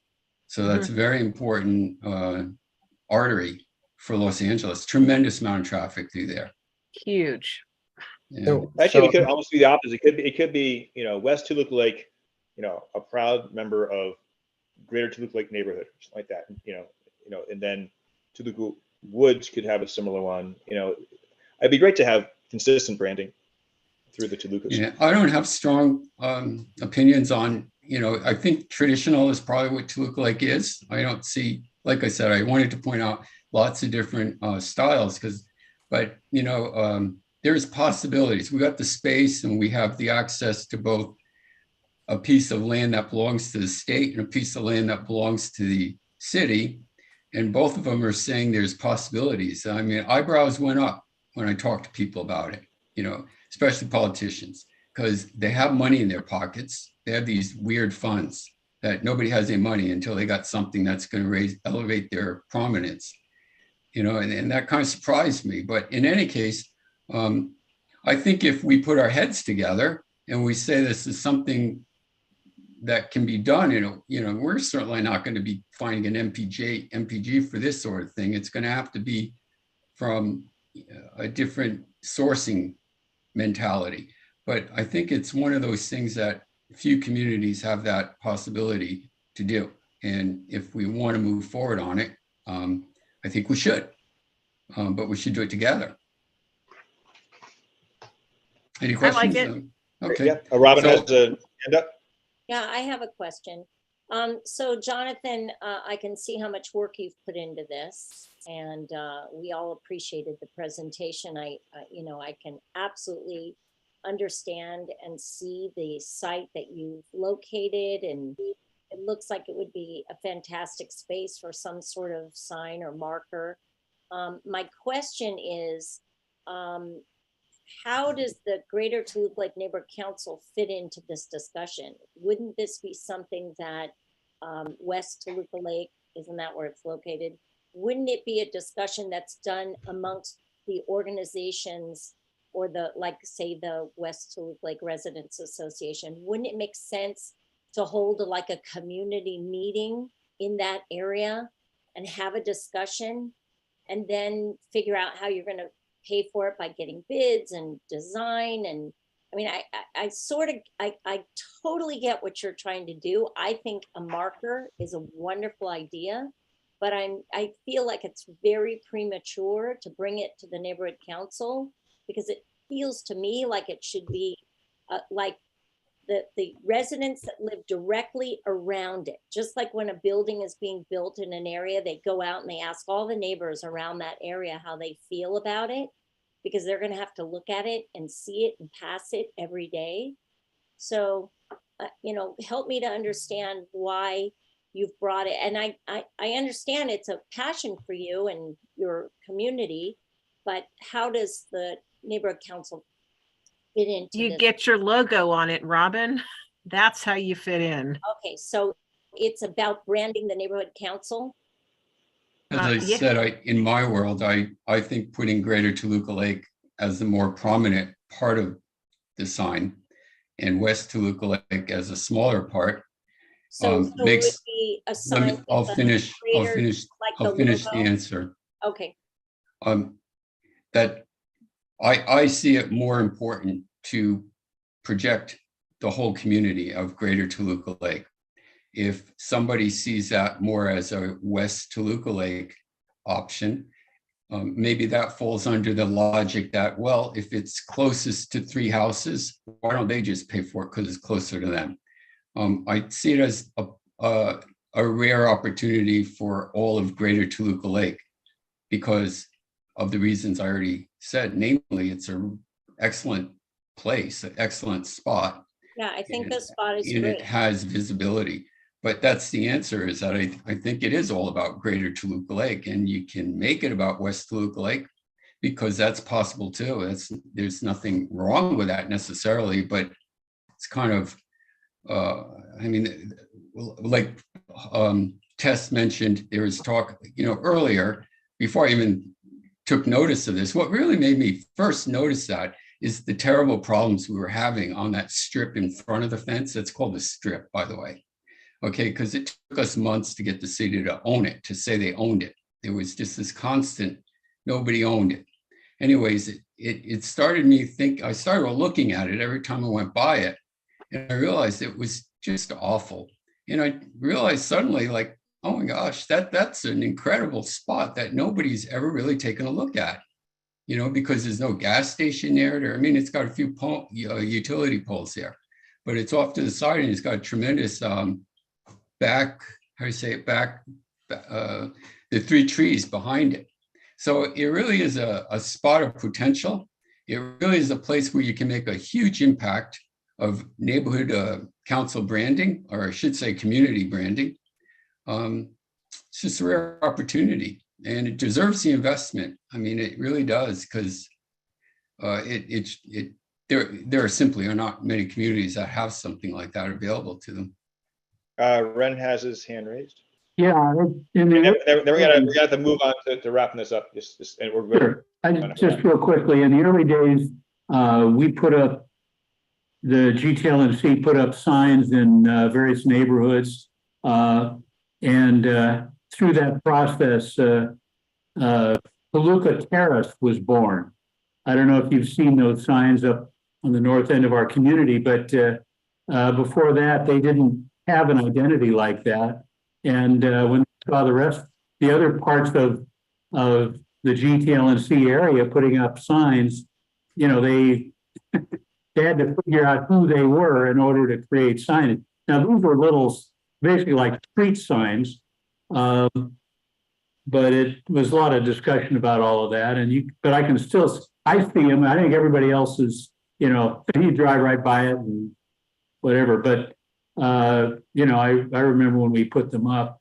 I would vote for calling it West Toluca Lake and not worry too much about the GTLNC. We might put our logo on there or something, but I think each of the parts of the neighborhood, to the extent that we can identify good places and the community gets together and wants to be identified, I think that's good. In a funny way, it makes Toluca Lake a bigger place. If Toluca Lake's such a big community, that we have to differentiate the neighborhoods, it makes us look bigger than we really are. Our 16,000 people doesn't carry a lot of weight on You're right, Ren, and it makes me think also that, and then we can wrap it up, makes me also think that if it says West Toluca Lake, it's kind of like the banner project. If all of the banners end up in the village, well, how does that fit into the neighborhood council? Shouldn't it just be the people who live there doing it? No, not necessarily. It's still the Greater Toluca Lake, and we're still charged with the whole community. So, I mean, I'm open to anything. If you want West Toluca Lake or if it's Greater Toluca Lake, that to me is, I mean, I don't project my ideas that much onto it. I just see it as a really good potential to make the community have value. That right now it's not very attractive what's there now. And they are going to improve the fencing. The fencing will make a huge difference, but not putting a focus on that intersection is almost criminal in nature, you know, to raise up our community awareness. I Anyways, think enough Matt said. has a Matt has a has his hand question. raised, and then we're gonna go to public. Oh, I'm gonna say Matt's the last to speak on this agenda board, and then the we'll last go thing. to So stakeholders, and that's it. I know this isn't going to happen until like next year and I won't be on this council, but like for me, like you can put up a sign there, that's fine. But the only thing that matters to me is getting traffic to the, you know, where Trader Joe's is in that area. It's not a question of West Toluca Lake or Toluca Lake. I don't think people care one way or another as they're driving. I just think you want to get traffic to here. So to me, I'd rather not spend money on a sign there. I'd rather spend more money on signage to get folks to visit our businesses and spend money on our businesses. That's just all I want to say. Like the sign, you can go through 19,000 different versions of the sign that you want to put there. I'd rather see more focus here, but that's all I got to say. Thanks, guys. And any stakeholder comments? I don't see hands raised, stakeholders. Thank you, Jonathan, for that presentation. It's a good initial Thank you, presentation. Jonathan. You're welcome. Thank you. And with that, we're going to move to adjournment. Thank Fred. Thank Fred too. Thank you, Oh, yeah, Fred. sorry. Thank you, Fred. Tuesday, February 21st, 7 p.m. via Zoom is our next meeting, next general board meeting. And thank you so much tonight for being so patient and doing so much work. Good night, everybody. Good night. Night. Right.